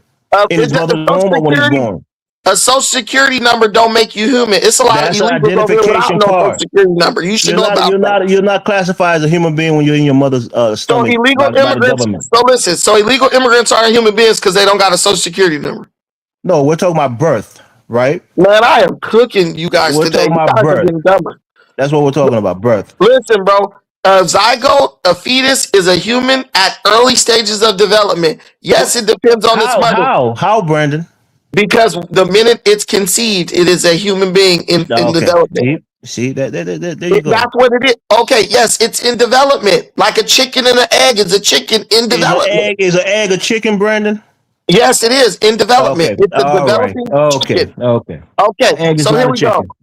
An egg is a chicken. There's a chicken inside the egg. Chicken. There's a baby chicken inside the egg. Listen, bro. The egg is a chicken. There is a chicken inside of the shell of the egg. Can you eat a chicken wing from an egg, Brandon? You can eat a whole chicken from an egg. No, wing, breast, thighs, and all that. No, you can't. Stop it, man. Not a question. You don't hear the chicken crowing. You don't hear the chicken, walking around when it's in the egg. It's not a chicken yet. Listen, it will one day crow once it is fully developed. But it's not yet. That's the point. It may one day become, but it's not yet. I work with people who have developmental disability, meaning they develop slower than other people. They are still people. They are still humans. They're fully formed human beings. Yeah, they have nose, they have mouth. They're not living and being fed by the fallopian tube of their mother. You remember when you had your kids? You remember when they did the ultrasound, Elvis? Yeah, but I do that was a baby. Wait, let me finish. Remember when they held it? They said, "Oh, that's the baby's heartbeat right there." You remember when they said that? Say that again. You're breaking it. Remember when you heard that pounding, like, and the lady told you that what was that? What was that pounding you heard when you listened to the ultrasound? That's a heartbeat. We know, Brandon. Okay. Yeah, but it's not a human being. It's not a fully formed human being. Listen, it don't got to be fully formed. It's still alive. The heart is beating. The heart is beating. So if you take it out, if you take it out of the mother at that time, will they survive as a human being? It depends on the stage of development. It depends on the stage of development. Come on, man. Let's not do that. If the baby is past 6 months, it will survive. But what I'm telling you is, That's why I say a zygote is not a human being. You are placing the zygote value is not of 6 months. Listen, you are placing the value of life on which stage of development. That's not, you're wrong for doing that. A baby is alive, dude. When it looked like a little seed in the womb, it still has a heartbeat, bro. It's moving rapidly because it's growing. It's developing. If you cut the growth, you killed it. If you step on a plant and kill it, you killed that living organism. This is a living thing. This is a living human. No, you're saying it's a living thing. You take the living thing as a zygote. It's a living human. Hold on. Let's say 2 months out of his mother womb and put it on the table. Would it still survive? That has nothing to do with it. No, that's telling you the mother is the thing that's giving that. Okay, so if I took you and jettisoned you into outer space, would you survive? Itself, it's not alive. That's what I'm trying to tell you. So that means human beings aren't alive, period, because we need a certain atmosphere, we need a certain setting for us to survive. So none of us are alive. None of our lives mean anything. No, you're being silly now, bro. So you're not human because you're only human based on whether you have a social security card and whether or not you can survive outside of the womb. The social security card is given to a person, a fully fledged human being when they're born. You sound crazy. You sounded like an immigrant right now. Whatever you say, Brandon. Your mind has been robbed by too much mega stuff, man. No, bro, you're a black man talking about a fetus is not a human. Your mind has been robbed. There's two different things. There's zygotes, there's fetus, right? They're all humans. Zygote and fetus are all humans. Show me a zygote. Show me a zygote that's living amongst us right now. We call them a human being. Show me one. I can show you someone's belly. Are they part of the human population? We can literally show you a zygote through an ultrasound. Are they part of the human population? Are they counted as a living human being on this earth? If I knock the mother over and the zygote die, I'm going to jail. They're only counted as a living human being when they're born. That's the difference. Why don't you understand that? Listen, man. Look. All right, man. I'm going to drop off, man. You just wait. Let me tell you this. Wait. Let me say this real quick. Let me say this. How long does a human being stay in the zygote phase? We say a human being. A human being. A zygote is not a human being. That's a full question. How long does a human being stay in the zygote phase? A human being don't stay in the zygote phase. A human being, when they're born, a baby is a human being. When they're born out of his mother, that's a human being. No. How long why do you think it's called a zygote and not a human being? How long is the zygote? How long does the human baby how long does the organism stay in the zygote? Oh, there you go. Now you're talking a human. No, I don't know. I'm not a doctor. I'm not a biologist, but I'll say maybe 3 months. Maybe so 3 months. So a human zygote. Looking at AI. It's not a human zygote. Wait a minute, bro. Okay, but I just looked this up on AI. Listen, bro. I just looked this up on AI. It says a human zygote. No, I'm going to search it. Listen. Ask the question: is a zygote a human being? Listen, bro. That's the question you should. Listen. Ask. It says. Listen. I'll read it. Then I ask the question. It says a human zygote stage only lasts 24 to 36 hours. So you arguing about zygotes? A human being only stays a zygote for like 3 days. So anything after that, the baby is no longer a zygote. So you just lost, dude. Is a human being a single cell organism? Listen, man. That's what a zygote is, Brandon. It's a single cell organism. Are you a single cell organism, Brandon? I was a single cell organism at one point. That's not who you are. But that was who I am. That means it's all of you that is encompassing all of you. Your eyes, your nose, your mouth, your brain. Let me ask a single cell organism is not a human being. You got to understand that. Let me ask you a question. Is who you were? Is a tadpole a frog, Brandon? Is a tadpole a frog? It's the baby frog. It's not a frog. A tadpole is a baby frog. No, it's not. It doesn't have the legs to jump. Listen, it doesn't have the body, the arms. It doesn't have that. That's what makes a frog a frog. It's not. Tadpoles do have legs. Yeah, but it doesn't have the legs that a frog has. You mean the legs have not grown yet? It's not a frog. When you said something is a frog, it's not a little it's not a little tadpole. So Elvis, do you like your life? At what stage of life do you feel like if you would have died, you would have been okay with it? I don't know. Whenever God, calls me. What do you mean? At what stage of life? You're arguing that this isn't life, but what I'm telling you is telling you a human zygote only lasts in that stage for 2 to 3 days, bro. So even if your argument was correct, that's what I looked it up too. While you was talking, I was in the back looking it up. It's a single cell organism. But we only stay in that form. No human being is a single cell organism. Listen, but we only stay in that form for 2 to 3 days. So if you get an abortion anytime after that, it's no longer a zygote, which was your whole argument. No, my point is a zygote is not a human being, and you said it was. We only stay zygote 2 to 3 days. That's the point that I made. Is a zygote a human being, Brandon? Listen. So we go through zygote phase before our mothers even know they're human being. Listen, yes, it is. Yes, it is. You see that? That's where you're wrong. Human beings are not single cell organisms. But what I'm telling you is, zygote is. Listen, Elvis, it doesn't matter because you start and finish your zygote stage before your mother even knows she's pregnant. No one is getting an abortion. You said life begins at conception. That's what I'm saying. A zygote is not life. It's a single cell organism. Listen, a zygote it hasn't formed a brain yet. Listen, bro. If it wasn't alive, it can't grow. Something that makes you a human being, Brandon. It's because you have a brain, you have a conscience, you have a physical developed body. That's what makes you a human being. Bro. If not a sperm and an egg. If something is not alive, it cannot grow. If something is alive, it cannot grow. Are you telling me that something that is not alive can grow?